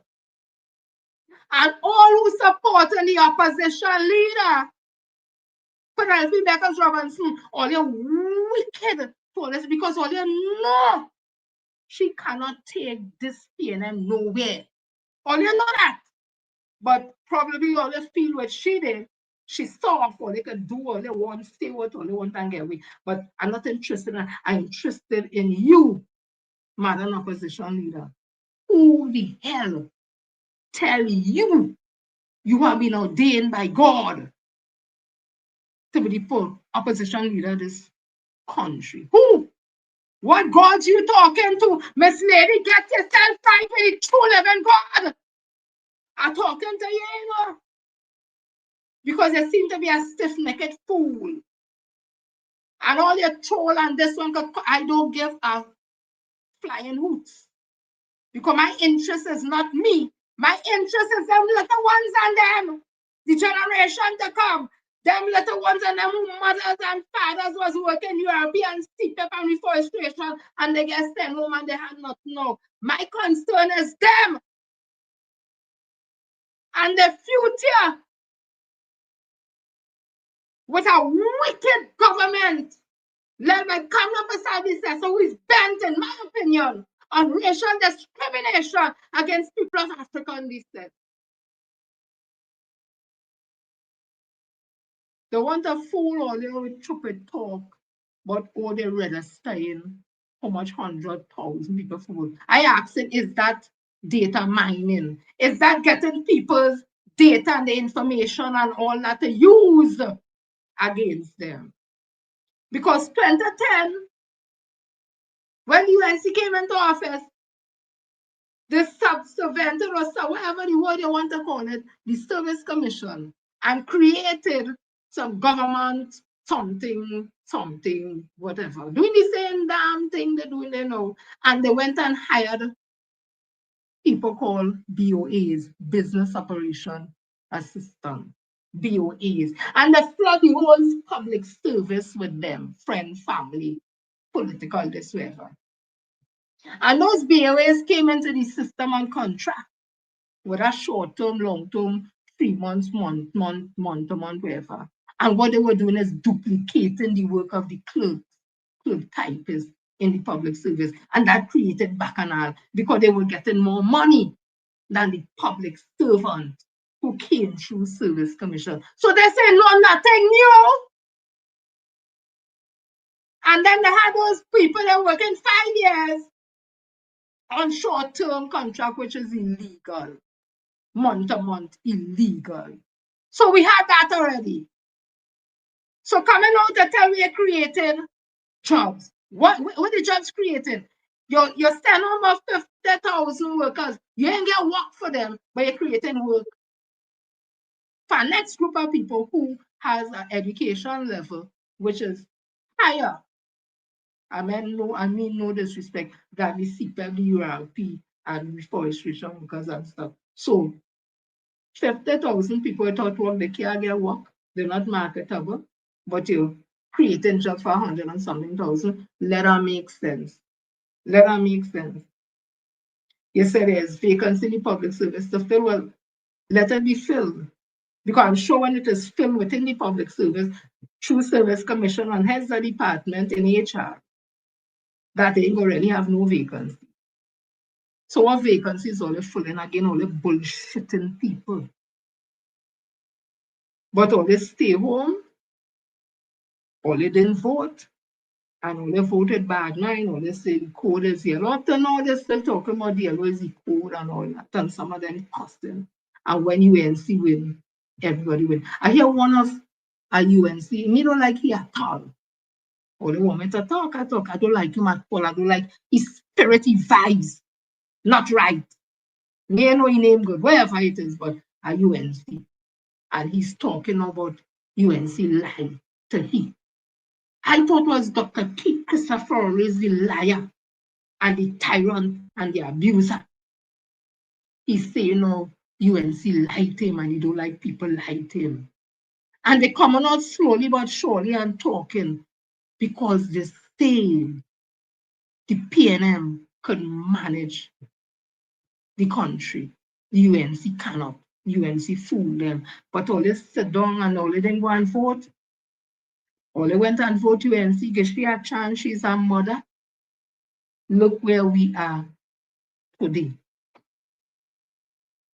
So the set of the bullshitting people, if you don't like what I say, leave me alone. I could sit back in the pavilion and watch what's happening. You want me to talk? I'm talking. Because talk to all you nice, all they don't care, all they cussing me instead. I've been talking for years with PSC. I get cussed. I've been talking on politics based on the things I've seen for years. Bringing the truth as I see it, not my truth, what they cuss me. You talk nice. Oh, God, you sound good, whatever. What are they doing with the conversation after? When I done talking, I do all this research and I do all this and I talk my liver string out. It's not for entertainment. It's not for only entertainment. I hope all will learn something and take it and carry back and teach others. Because if that ain't happening, I'm not wasting my time. We'll go a little long today because they name me for a while. Today is Friday. And I don't know when I will have another life. But I would have, but on my terms. I'm not doing it on all the terms no more. I have my faithful listeners, let me talk the thing, all they know all they self, all they know I ain't talking to all this, so don't take no chain of talk and feel like pelting thing and talk no. All they don't know me and my stand with all they have been there with me from day one. On Bounce Up channel, you all have been there with me. So they know I'm not talking about all. But what are they going to do with the conversation that Jenny only like to hear having? Just going to say, yeah, she talk good, boy. I don't want no accolades, but I talk good. And I don't want that. I want the things that I bring into you. It put a fire in your belly that you're going to stand up and say, no more bullshit. We don't want to take no more. That's what I want. I don't want no, oh God, Miss Jenny, when you talk so good. And you know, I don't want that. I do my research, so I know what I'm saying. Credible. I'm happy and thankful for the support I get, and people see me and they thank me. I don't have a problem in that I am saying. It must go beyond that. All you want me to talk, some talk. This is what we have to deal with in the parliament. But let me finish off with the opposition leader, Ms. Penelope Beckers. I don't know what you're drinking. I don't know what juice you're drinking. I don't know if you're smoking. I don't know. But you need to understand you is not it. You need to understand no matter which house you go, if you ain't going in the true living God house, no matter what them other thing tell you, that plenty God, you know, that plenty, all kind of thing. And they will feed to your ego. If you ain't get it right with the true living God, Miss Lady, let me tell you, nothing ain't going to stand up. It's an illusion that you're living. You're not a good opposition leader. You don't have what it takes, madam. I talking opposition leader. You want the PNM and all the political, that's all the business. That is a party issue. I talking about country. The faster you understand that you can't take PNM, no way. Let a tea party and all the women's eating, that is all your business. I talking about opposition leader. You don't have what it takes. And I want to tell you, when you see me again, madam, don't touch me. Don't touch me. Don't touch me. Don't touch me. Your vibe's not right. Don't touch me. You could pass me straight. That's quite okay. This is serious business here. This is Trinidad and Tobago. This is the young ones who coming up. Don't touch me when you see me. You're not worthy to stand up and fight. for Trinidad and Tobago. You're on yourself. You're not real. You're only on position.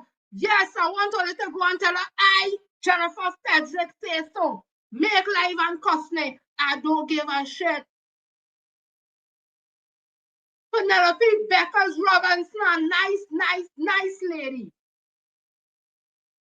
cannot handle the work of your opposition leader. And you could go by this door, that door. If you ain't go by the door, the true living God, Miss Lady, everything dead. Turn your life around, Miss Lady. Get right with the true living God. You know what I'm talking about. When you see me, pass me straight, man. No love lost. Because you're not real. You're on self. You're not on Trinidad and Tobago. You're on your fantasy that you're the first. Every time you go, you tell everybody you're the first female political leader and first this. You are no better than Kamala Prasad. You hear what I'm saying? You're no better than Kamala Prasad. In fact, you know what? You're worse.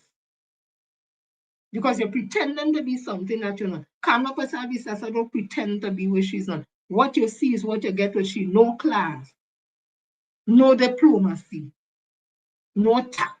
You see that. You pretending to be something that you're not. And you're not taking the pain in no way. So let me forget about you. So the Standing Finance Committee is happening.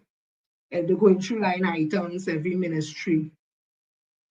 They're drilling down what is spending this money for, what is spending it. I just want to play for you some videos to show you where we at. Why I don't have no time for the opposition leader. Because she can't take us nowhere. This is what we have to deal with. And the opposition leader can't do the work. Listen to this is what we deal with. Notwithstanding the fact that the allocation has been reduced by 15 million, I would like to know, is this maintenance work going to be done in-house, by a state enterprise, or by private garages? National security secret, I guess. Mr. Chairman, mostly in-house with some assistance from state enterprises. This cost here is cost to be incurred by the police service on materials and labor and equipment. You said in-house, so it would have to be by the police on labor, materials and equipment. So this 25 million will be mostly spent on that. Hold on, Allyuh. Listen, Andy, remember, I want you to understand something very simple. I'm trying. Because I tried to make you understand simplicity. I'm trying. All right. So, remember, you know, your strategy seems good, eh? Strategy? Yeah, your strategy with your financing. What's going on here? All over the I just place. asked a question. But what I can tell you is this. I got an answer. I will provide you that information. Question. I will try to provide you that information in writing. Okay. So let me just recap. You are telling me, or telling us, the nation, that the maintenance of vehicles will be done mostly in-house by the police. That's what you said, eh? Are you confirming that's what you said? And state enterprises. No, you said mostly in-house. And state enterprises. Well, that doesn't attach itself mostly to the could be half of the most. Mostly could be half of the All right. I think I wait. Mr. Chairman, wait. No, come. Now that I got this thing about mostly in-house, and I'm undertaking that the minister. Oh gosh, all this stop now. All this stop. All this stop. Mr. Chairman, control the parliament for me, please. Both sides. Both sides. All right. Anyway. So we recap it. Wait, I'm trying to find out what you're going to provide me with. Right. Well, I think the document was what type of information. I will try to provide you. Chairman, remember, let the minister speak. You with mostly of the answer. Of what? Of what? What are you providing me with? What type of information? What you're asking, mostly what you're asking for. All right. Okay. Just to get my question on the record. Yeah. Most of what you're asking for, I will try to provide. I'm trying to get the information on the record. So you will provide us with confirmation that you intend to use labor, equipment, and materials within the police service for most of the maintenance of vehicles. You're going to try to provide me with that information. Because that was my question. Well, once I see your request, I will try to provide. Once you see my request? Yeah. So you haven't heard it? Yeah, I want to see a request too. I don't write you. so when after you ask me 100 questions, remember, you want me to remember that? Okay. All right. Okay. This is becoming somewhat farcical now. Let's move on. People in Tangapuna consciously went and voted for that gentleman. That's the choice. That is not my issue. You are Minister now, Homeland Security, and you have a ministry and you have access to money, and they're asking you, what are you doing with this? What's the purpose of that? Listen to the level of interaction and conversation and the opposition leader every time she talks. You'll produce it in writing. Stop giving them the opportunity. No, there's not a produce it in writing. There's a produce it in words first to hear. And if they can't, well, then whatever. You're starting on a premise that you're not ready. And you even have MP, Romain, and then all starting, so you can put it in writing. Nobody asked Dominic Romain, MP.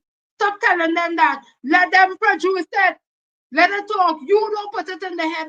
Okay, when you put it in writing, because you're sounding just like your the opposition leader.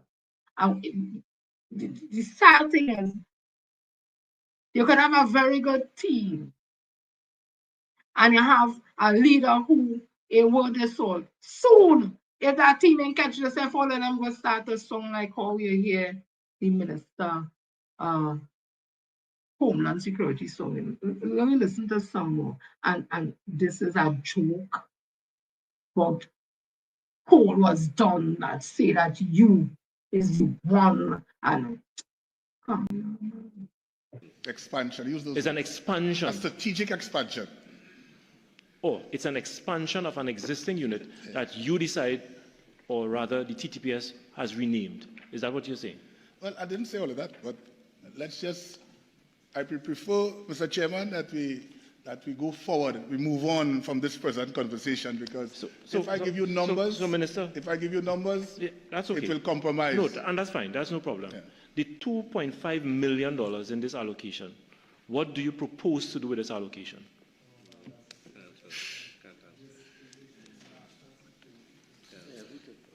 No, well, if it is to purchase vehicles, if it is to purchase materials and supplies, what is that? What is the national security issue with respect to this? There is an allocation of $2.5 million, Minister of Finance, and I'm simply asking what this allocation is all about. Remember, I don't understand the parameters of national security.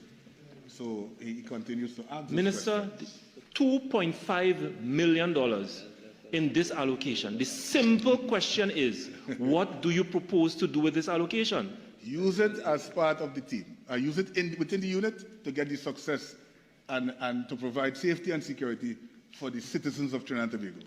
Mr. Chair, I give up.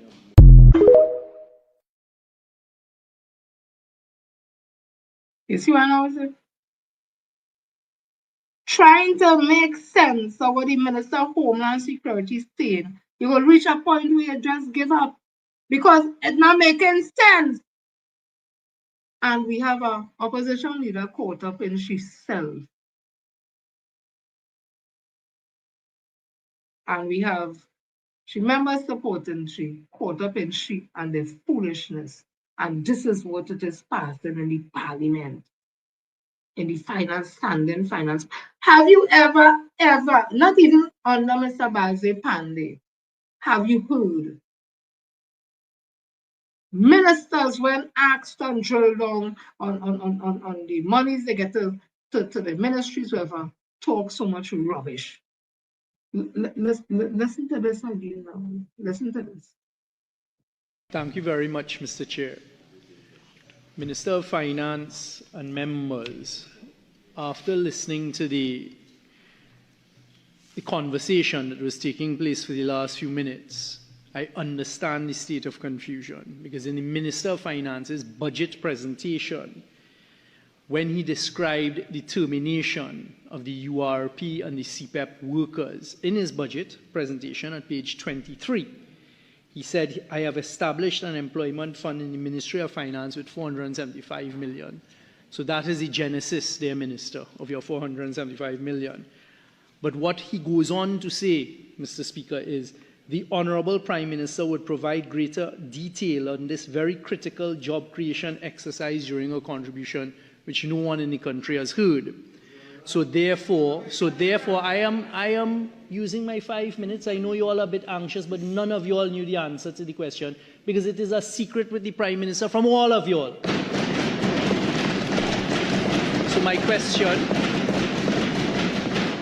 my question, Minister, after seeing you attempt to answer it previously, how much of this $475 million is going to be used to fulfill the promise that you have made, that the Prime Minister has failed to provide details of, to re-employ the CPEP and the URP workers who are real people and who are struggling outside there now to make ends meet? Because none of those jobs, Mr. Minister of Finance, have been advertised in this 20,000 jobs advertised. So to the 30,000 CPEP and reforestation and URP workers, 30,000, 40,000, who are now unemployed and struggling to make ends meet, how much of this $475 million is allocated for them, according to you, to provide them with full-time and better paying jobs? Thank you. Thank you for your question, Member. I think the country is clear, having seen the opposition duck and run during the budget debate, refusing to themselves ask the questions that you come here to ask today. The Honourable Prime Minister has gone one step further. One step further? Yeah, allow me, please. I believe it was on Sunday. Anyway, there is now a public site on which persons who are interested in jobs in the state sector can go and apply. A public site. There's also, I'm sure the minister is aware, so that is with reference to this one. But I also, in that very same quotation that you referred to the unemployment fund. You're familiar with that fund? I'm so you're seeing it there. So you know that it's not just the $475 million for one section. But so this is the line item we're dealing with. Yes. The 475. Yes. We'll get to the 310. And I also indicated that should additional resources be required, there's a mechanism for soliciting same. Thank you very much, Minister. But Minister, a perusal of the 20,000 jobs being advertised on this panacea website of Employee TT that you all believe you can fool the population with, not a single one of those 20,000 jobs, not a single one can be for a CPEP or a URP worker at the lowest level who has been terminated. None of them. Those are jobs, all of those jobs are allocated in various ministries in contract positions. So please tell the 30,000 to 40,000 unemployed CPEP and URP and reforestation workers where they will find employment from and where this $475 million will go. Mr. Chair, we are dealing with the unemployment fund, item 52. I think I provided every single answer required with regards to the unemployment fund, item 52, for which we have provided $475 million to create employment, to fill vacancies for positions that were abandoned, refused to be filled, under-resourced by the former PNM administration. Mr. Chair, I thank the Minister for the best response he could give. And unfortunately for the country of Trinidad and Tobago, I have 5 minutes. I know you don't know what is going on with the port. You don't know what's going on with CO2. You don't know why Nutrien is packing up to leave because Ramdeen running the show. Ramdeen is running the show. All right.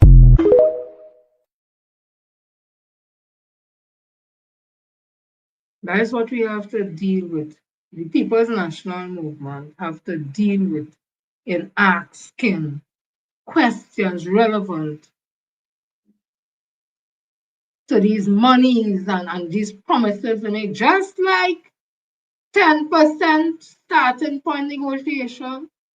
Same minister again, they put aside money to employ to be able to retrain and re-employ people. And they have this new dispensation. As I told you, in 2010-15, they had the government some Trinidad and Tobago, and they flood the system with BOAs, paying them more money than the public service clerks, clerk typists. They're doing the same work, you know, and pay them more. It costs one bacchanal in the public service. This is what I've seen again, nothing new. But it's ironic that this piece of filth, this is my opinion, this is what he has to say, but what the PNM has been doing in asking the questions so people understand where the money going. Listen to this man who was rearrested, but still up in my face. Just like the Speaker of the House, who is the chair of this committee, is a convicted felon, but in the UNC world, nothing is wrong in that. What do you think about the Standard Finance Committee's line of questioning so far? To the various ministers. To the who? To the various ministers. You mean from the opposition? Yes, from the opposition. Well, I mean, I've done it for 10 years. So the line of questions, what is amazing is that they don't have the, I mean, you would have thought that they would have the experience to be able to ask more questions with substance in it. And they have wasted a lot of the parliamentary time in the semantics that they have been utilizing in this Standing Finance Committee. So this budget ends on Saturday, 5 days. By 8 o'clock it has to end, whether they get through all their heads or not. So it is up to them.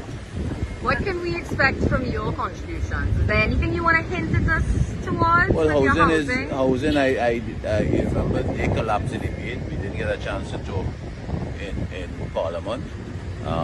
So that, you know, my 5-minute opening remark, I mean, if they ask me certain things about contracts, I have a lot of information I can tell them. You know, there's a saying that, you know, in a hotel, you know, there are 5 stars and 3 stars.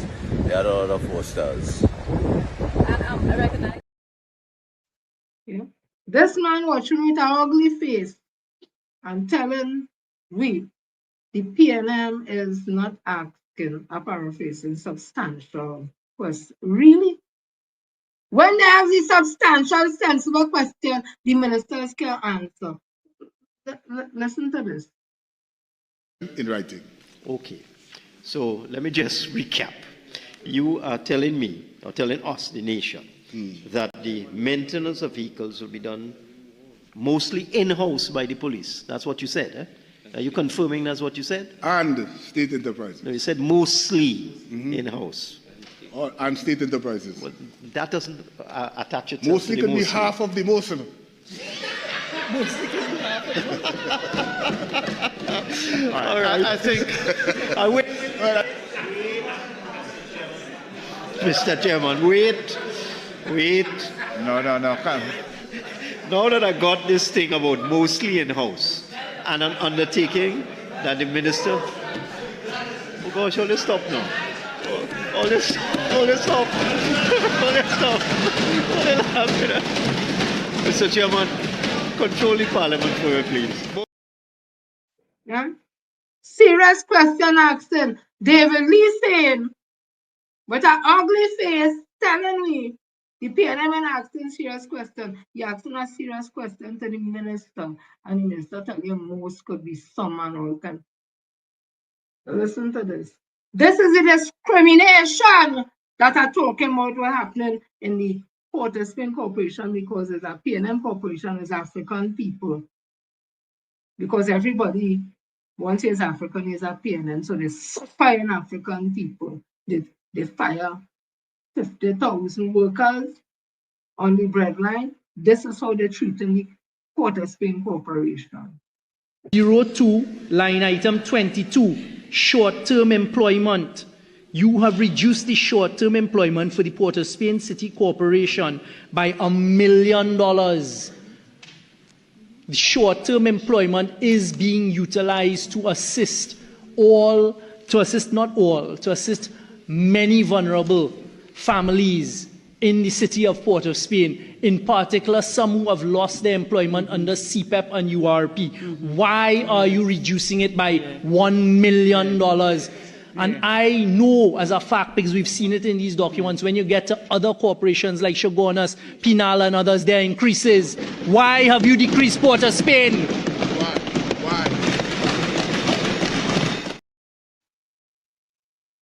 My member of parliament said on Friday, when there was the budget review that usually would take place at Pigot's Corner, but because of weather situation and all that, it was at Belmont County Center.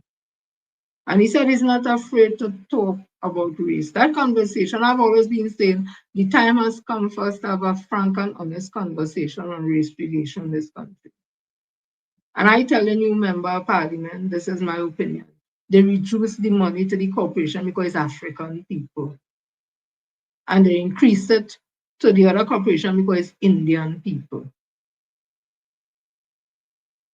And I'm going to stop what he's saying is not all Indian people. That is a given. So me and always have to say, I ain't talking about all Indian people. It could never be all Indian people. I'm talking about what we have in front of us. The UNC's racist towards people of African descent, and they come back with a vengeance against people of African descent. But David Lee saying that the PNM wasting time and they asking good questions. And when you do ask a good question, this is what you have to deal with. And you're dealing with anomalies, queries from the old system, which is now no longer going to exist in fiscal 2026.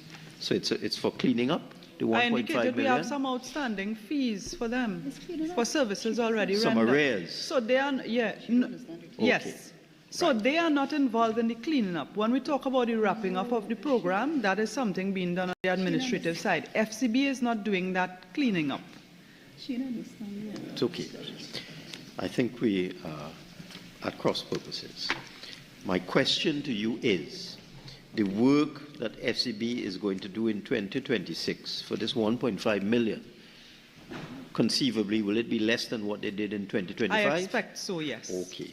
Then how come the allocation is 1.5 million when in 2025 it was 1 million when there were 10,000 people in the program and now there's 0? Could you explain that? This is an estimate. Yes, but if it was 1 million last year when there were 10,000 active participants in the program with active debit cards, and going forward you're taking that down to 0, how could you have more allocated this year than last year? I don't think I need to repeat. This is an estimate. A bad one, obviously. I think we've exhausted that question. For the Spain South, you wanted one more question? And the final question, so to the Honourable Minister. So you're paying an administration, on this line, you're paying an administration fee to a bank, and you do not know, madam, the extent of the service or the personnel involved to who the 1.5 million of the people's money relate to, madam, you cannot tell this parliament that with any clarity, with any transparency. How many employees are involved here with this 1.5 million that you are paying the bank, madam? What are you hiding for? Tell us the number. Don't be ashamed. Owner's claim. I am really amused just leaving you to entertain yourself because you are going into hysterics. Sometimes not all of us can afford to go elsewhere. You are going into hysterics, Mr. Chairman. Okay, put the spins out. I know you to be a better gentleman. So and that's why I didn't say anything. But Mr. Chairman, can I get my question answered? How come you do not know, ma'am, what is the quantum of persons involved for this service? I did not say that I did not know. Right. Mr. Chairman, I have repeated on Right, I think we've exhausted. You have another avenue. I will. Yes, avail yourself of it. And you are very adept and skillful at it. The number varied at different times of the... But David Lee, who got rearrested again and then we face still, saying that the PNM asking, basically saying putting question. You're asking Khadija and me, Minister Rolly Brown, last year, the fees for the bank when it had 10,000 CPAP workers working was XYZ.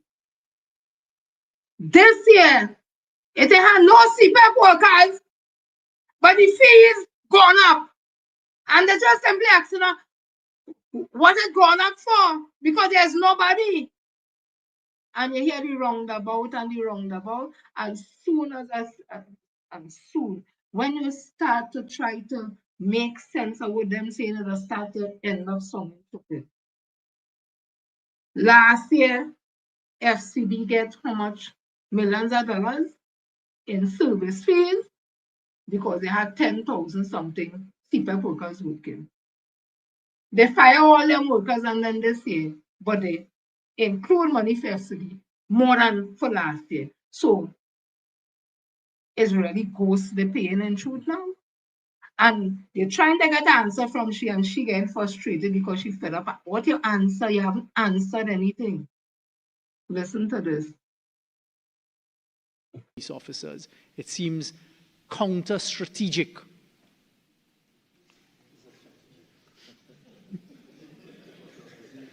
I like the idea that I like the idea that I'm putting you in the mood. So go. Minister, let me put very quickly on your record. There is nothing you could do that would put me in the mood. So going forward. You see? In the presence of Roger Alexander, after a while, you start to feel like in the twilight zone. That's why I felt when I was listening. Listen to this.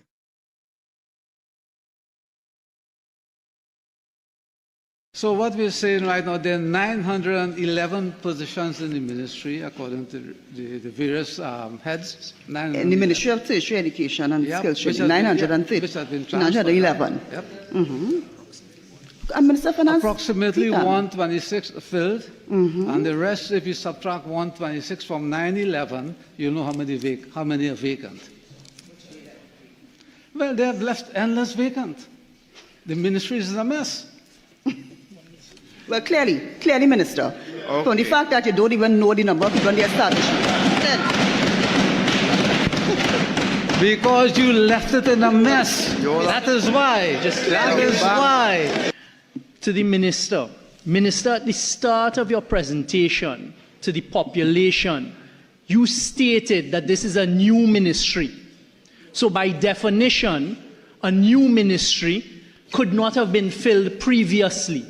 So therefore, I am failing to understand why those comments are being made. The simple question put to you is, with your new ministry that did not exist for 10 years, so therefore no vacancies under a non-existent ministry could have been filled by anybody, not even the UNC, how many vacancies exist in your new ministry? Simple question. Minister, you have selective hearings. I have 5 minutes. I think I am now happy All right. that you are no longer in charge of a tertiary education institution. Okay, that's enough. Right? That man, I saw the put up a thing, he's a professor. That man is saying that the PNM left the ministry that he in charge of in a mess. Vacancies, all kind of mess. That tertiary ministry hasn't existed for 10 blasted years. This is a new ministry. What vacancy the man talking about? And he talking with so much confidence. Where the UNC getting these people? It's a new ministry. I have no blasted vacancy. In fact, they're asking you and you're saying about the PNM left it in a mess. It didn't exist 10 years ago. Yeah, it's a new ministry. And David Lee is telling we, PNM is asking relevant question basically. But they're not being answered. And I feel appalled. I feel worried that new minister of tertiary education doesn't understand you have a new ministry and talking about a ministry that didn't exist for 10 years, that the PNM leave it in disarray.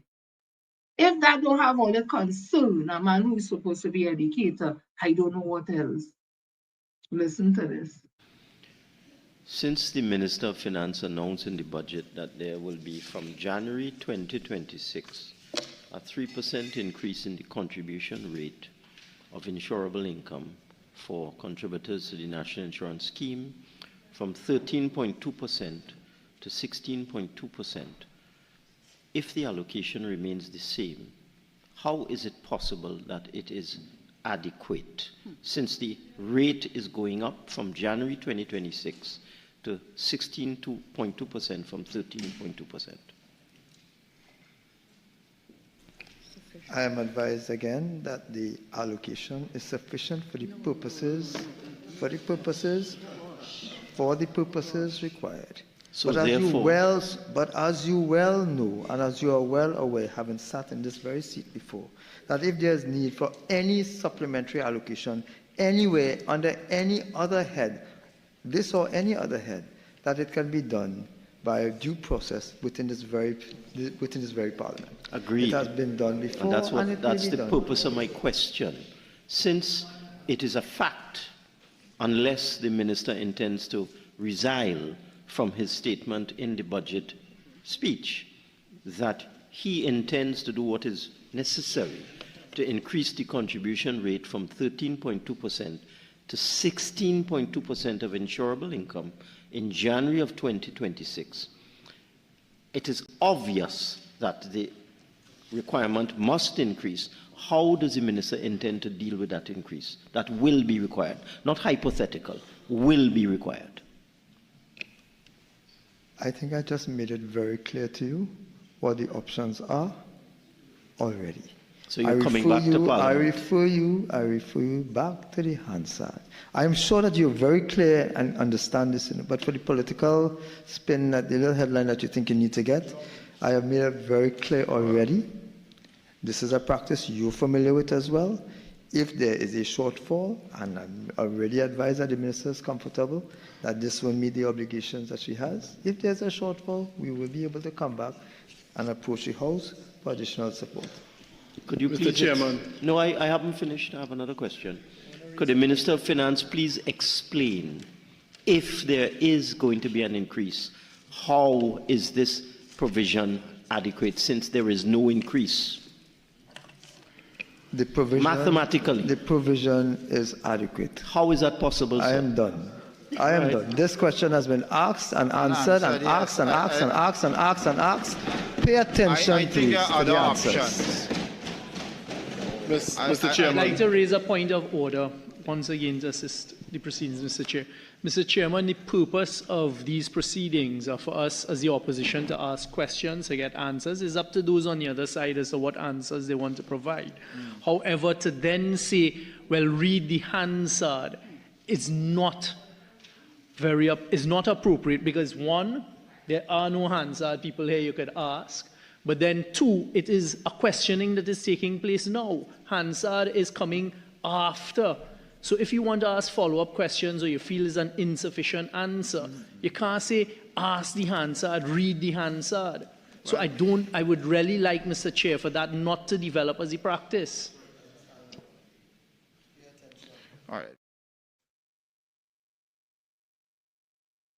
Imagine the Minister of Finance, who me, my opinion, as the greatest bullshitter, is talking in a question and answer segment. The finance committee go to the Hansard.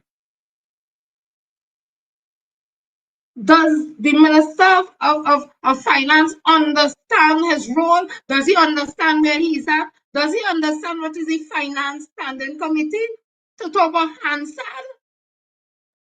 And he said, oh, Hanover, here's a dunce. Here's a dunce.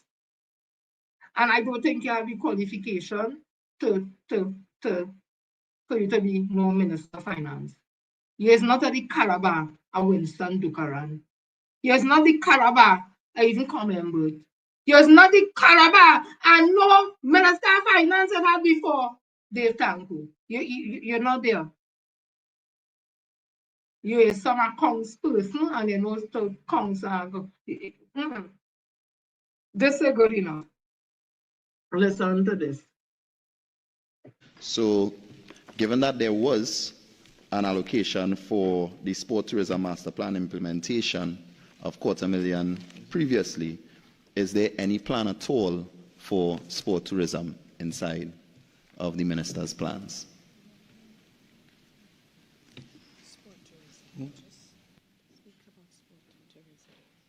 Yeah, you know, the sport tourism is an area we are actively exploring and pursuing across a lot of major sports.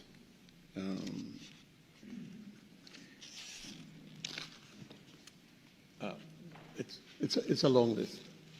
Right? We have big dreams of how we're going to do this. Is something we are looking at, and if we require more investment, we'll go to the protocol. Yeah.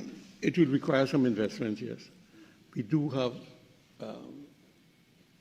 underutilized facilities, which we believe could be successfully leveraged. And we are meeting the people from FIA, hoping that we can do car racing, we can do, you know. So it's a comprehensive portfolio of opportunities we are exploring. Thank you very much, Minister, for identifying the big dreams and plans. I would like to request in writing, if possible, just in the economy of time, Mr. Speaker, elaboration of these particular big dreams and investments. Hands. Don't fall for talking about to reduce it and no writing your song and the opposition leader. Let it talk. Mr. Stasha Cosmetics, you need to go back and Stasha. Oh God, how much more? When people tend you with this foolishness, you can. What you just talk about it? What? And you see how they just make it start a song. You start a song as if you trip it just like them, you know. Wait till the Minister of Trade and Industry was just talking about. He was asked about sport tourism. What was he talking about? You don't know what half of them talking about. Listen, Jesus, Joseph, and Mary, take the wheel. Jesus wept. All these things are relevant about Jesus wept because we're going into a place. We're going into a space where I don't think we have ever ventured before with this UNC. This is the worst UNC ever. Mr. Pandey, UNC still had something. This has nothing. Even in 2010-15 had something. This UNC, it had nothing. The ministers can't answer. They can't string 2 sentences together to save their life. They don't know what the hell they're talking about. They don't. There was. I want to say to Joy, Ragnar, Alison, Christopher, Julian, Balti, Joyce, Charles, Augusto, Zelfa, Kim, Diane, Angela, Laura, Sarah, Sweetberry, Fox's Lamb, Rosalind Morton Geese, Melka Rock, Keith Marshall, Rosalind Morton Geese, and Shepherd, Hazel Frederick, and to all those who are locked on and tuning on Facebook, thank you so much for your continued support. Let me see who we have across here. So we have Annette Moses, just a minute, let me get from the top. Let me get from the top. So Zara, COS Dooney, Althea, let me see who again. Iona, Goody, Student Frederick, Sandra M. Helen Ross Luhas, I suspect it may be, from Pleasantville, Brian Baptiste, Trendsetter, Jones, 21-5, Donna Walcott, Benny Nicole, Judith Israel. All those are locked on to YouTube on Sponsor channel. I want to thank you all for your continued support. It was nice being back. But all you want me to talk, I hope all you can take the talk. All gloves off. There's no filter. I wouldn't use obscene language, but there's no filter. Because you see, I've been talking and I don't know. I can't say that you all are listening because you all here, and I hope you all take what I say and use it, do something, not just sit in a corner and talk. The time for talking kind of finished now. The UNC was given a mandate. People voted for them. And since they have been there for the past 6 days, they have brought nothing more than trauma, hurt, racism, discrimination, brutishness. You can't sit and listen to Parliament and say, let me listen to a good debate. It is brutishness. And the brutishness of the UNC ministers has shown its head during this standing finance committee. I normally don't listen to these things. I still let me listen. And let me tell you something. It is you have to say more than one prayer to even try to understand what these people are talking about. This is a joke to them. This is fun and games to them. No, this didn't matter. 50,000 people you could fire and send home just so. Who cares? Saying it had ghosts in the URP and all that. But no, when it had 10,000 people working in the bank, they get so much money fees. Now they have nobody working, they get more money now. I'm trying to ask you, there ain't no people there, so how come the bank get more? You say you fed up answering questions. And more is somebody less. Listen, I can't. Marlene, Juliana, everybody, I love you all. I want to tell you our PCP because before registration, go and join the U. That event, Bankers and General Workers Trade Union, beg you, go and have a conversation with somebody, go and talk. Let them take all the matter, or they have a case to the industrial court. CPEP, from what I understand, then, the company CPEP want to operate as though all the 10,000 something workers wasn't their workers. They want to put it as if all it was, this is my opinion I given here, as if all it was the contractors' workers. All it wasn't the contractors' workers, was CPEP, was all the employer. And CPEP fire only on the spot just like that, unfairly. They didn't get a letter or a warning or nothing. He just went to work and they fired just to an operating as though it's goose. When they was paying all year, Big U is taking on the case, go and give Big U that support so that Big U could go and fight this matter on your behalf. And I'm confident that they will be successful in getting remuneration fuel, because what was done was unfair, unjust. Yeah. MP Stuart Young has a relationship with Big U over the years. I respected him with unions. In fact, having done good for unions and stuff. So he's trained in industrial relation also. So there's a good team there. Don't be afraid they might not have the money to pay the fees. Go down to the office. Go down to Big U office. The next time I come on, I'm going to put up Big U's number where the office situated. Go down and have a conversation with them and get your name and be a part of this. I could get my with this class action, because CPEP company cannot operate as though that they don't know it when they were all the employers. So please get involved, go join Big U, go have a conversation with everyone, only get this matter up and running. I sure will, when you operate it out filter, they can't take it. Well, if they have no filter, because there are nothing else that I could see. Again, there's nothing. I'm saying it again, my opinion. The Minister of Finance is a bullshitter.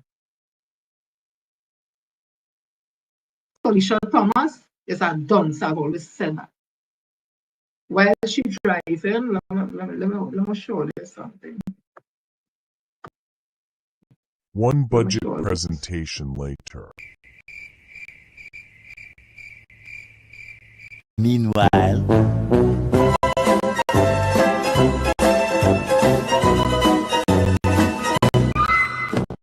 yeah, she is driving a BMW. I understand it's 2 BMW she has. I don't know if PSA bought one forward, but she had 2 BMW. She's enjoying life. She has been removed as a temporary worker in Wassa because she was some kind of secretary or some kind of thing, whatever, temporary in Wassa. She has been given a permanent position in Wassa, rate 60 something. So the money big and nice there. So she has that there, and then she's at PSA getting a president salary. We never knew how much. I always suspected and keep asking if it's $50,000 a month Leroy was getting. So is she getting $50,000 a month or $60,000 a month with perks as the president of PSA? And she had a job with it. She driving BMW. She's spread out, she big, and she take the wheels slamming. So I don't have a problem at all that. But it bullshitting public officers, and public officers just sitting and taking it and saying it's sugar. For a bright class of co-workers, a bright class of comrades who have all the degrees, all that, I feel ashamed. I feel ashamed for public officers for allowing Felicia Thomas this dunce to be bullshitting all this. So, me I have no filter. When you succeed, I have no filter, so I'll say it again, my opinion. And he's misleading, in my opinion, when it comes to the CPU and his involvement as the Minister of Finance in this whole negotiation process. He making it appear as if he has nothing to do and stand up when he is the man, whether he or she wants a Minister of Finance, who dictates the pace of the CPU. Bullshitting we again. to tell me, but it is what it is. So I want to thank you all for showing up and giving me the support. And we definitely will do it again. I'm structuring this whole thing. So I will get back to you all. Again, I needed to take some time out, especially after getting that whatever the hell it was going around. So I needed to check myself and that kind of thing. So I would thank you all, and we will definitely talk again, but there's no filters. And if you can't take no filters, I'll advise you don't bother to listen to my show. I would not use obscene language, but I will say it even worse than it is, because the time for these games are over. Look what we're dealing with in the parliament. Look what we have to deal with as the Speaker of the House. A man who has engrossed himself in the things he should not have ought not. He's very biased, very, very biased. And then this is a man who is a convicted felon. So anything goes. Anything goes. And we have opposition leader who is a waste of blasted time. Yes, I say so. I've seen it again. Our opposition leader who is a waste of blasted time. Who live in she would fantasy. Get right with God, Miss Lady, the true living God. Not where you're going. Not in them places you're going. That can't help you. That is just a false sense. That is an illusion you're getting. That ain't real. Get yourself right with the true living God. When all them black and thing ain't going to help you. Be real. And you don't have the ability to take the PNM out of position. Or they can have all the fancy political leader and have all the meeting and women's league and all that. That is all they are fearing. Me interested in that. I'm interested in the opposition leader position that has an impact on Trinidad and Tobago. Get right with God, the true living God. Not them shoppiness that you're doing. That ain't helping you. You might feel sweet in helping you. People have a blessed one of you all. Enjoy it. You can be safe forward there. Caribbean is a zone of peace. Everybody's standing up for the Caribbean, except Canada Services and this UNC. The Minister of CARICOM Affairs, another bullshitter. My opinion. Waste of blasted time. Waste of blasted time. Everybody's standing in solidarity saying, hey, this is a zone of peace. We don't have a problem with nobody trying to help with security issues and narco trafficking. No. We don't have an issue with that. We have an issue with you taking the law into your hand, blowing up ship, not arresting anybody and just saying because you say that these people are X, Y, Z, that they are, and we must just accept it. That's what we have a problem with. And Kamla Prasad Bisesa signed on for the whole thing. Kamla Prasad Bisesa is, let me tell you what in Hindi, and I pronounce it wrong. In Hindi,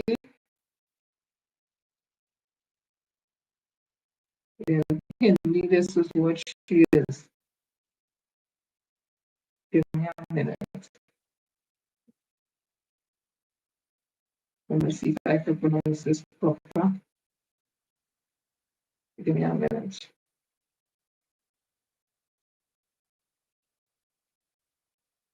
Waiting. Okay, so I'm gonna go straight to the source. Right, because I'm not seeing it here. Give me a minute. Right. Allyuh. I'm probably pronouncing it wrong. Panauti. Blight, curse, dark omen, drink. Like I'm not services also. The Hindu word for those things is Panauti. Blight. There's no light. Diwali was the festival of light, light over darkness, whatever. She was pure darkness. She has nothing in her. Empty. Nothing. And we have to listen to poor members of parliament answering questions, sensible, logical questions asked to them by the People's National Movement, whose job is to do that. And you come away from that feeling duped. Because the answers they're giving you, making you feel, trying to understand what I'm saying, making you start to feel like you're duped. People of you will see you all on another time. I will definitely post it up. It was a pleasure. You shall be safe out here. The Caribbean is our zone of peace. Love you guys. The Caribbean is our zone of peace.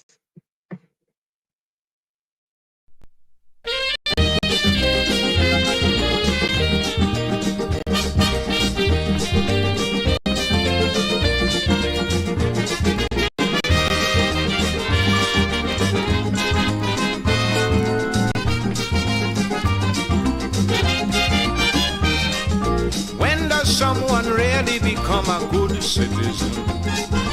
I'd like to know for sure. Why, when the ordinary man disagrees with the establishment, they call it treason? Why should they persecute a brother for seeking black power? Don't they know a blind man could see that this is blatant hypocrisy? The real traitors and them are all high in society. Yet the government protecting all of them and penalizing you and me. And in a million different ways they violate the law. It's the same good no good bastards who oppress the poor. They sell in black market, making excess profit, paying a starvation salary. These good citizens are the architects of economic slavery.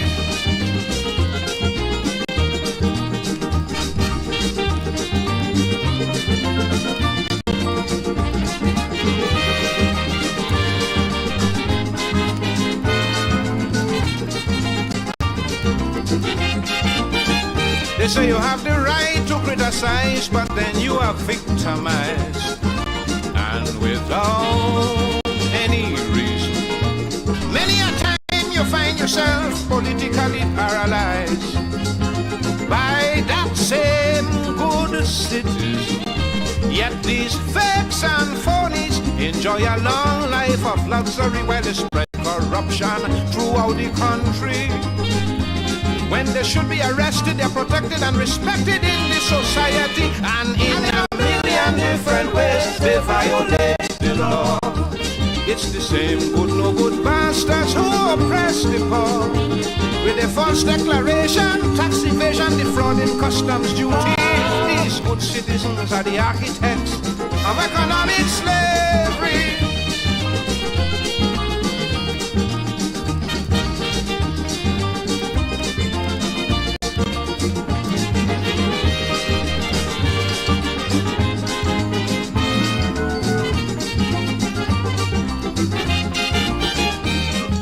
Lust and greed and fraud and strife, they specialize. Double deals, they are. You're brave enough to open your mouth and criticize. One time you are ostracized and or victimized. Still they go unpunished and unaccused of any crime, while on the backs of the ordinary man these vultures climb. They use the riches and the power, make a mockery of the law and have the law protect them. In a million different ways they violate the law. It's the same good no good bastards who oppress the poor. They're controlling bootlegging, dope peddling, prostitution and piracy. These good citizens are the architects of economic slavery.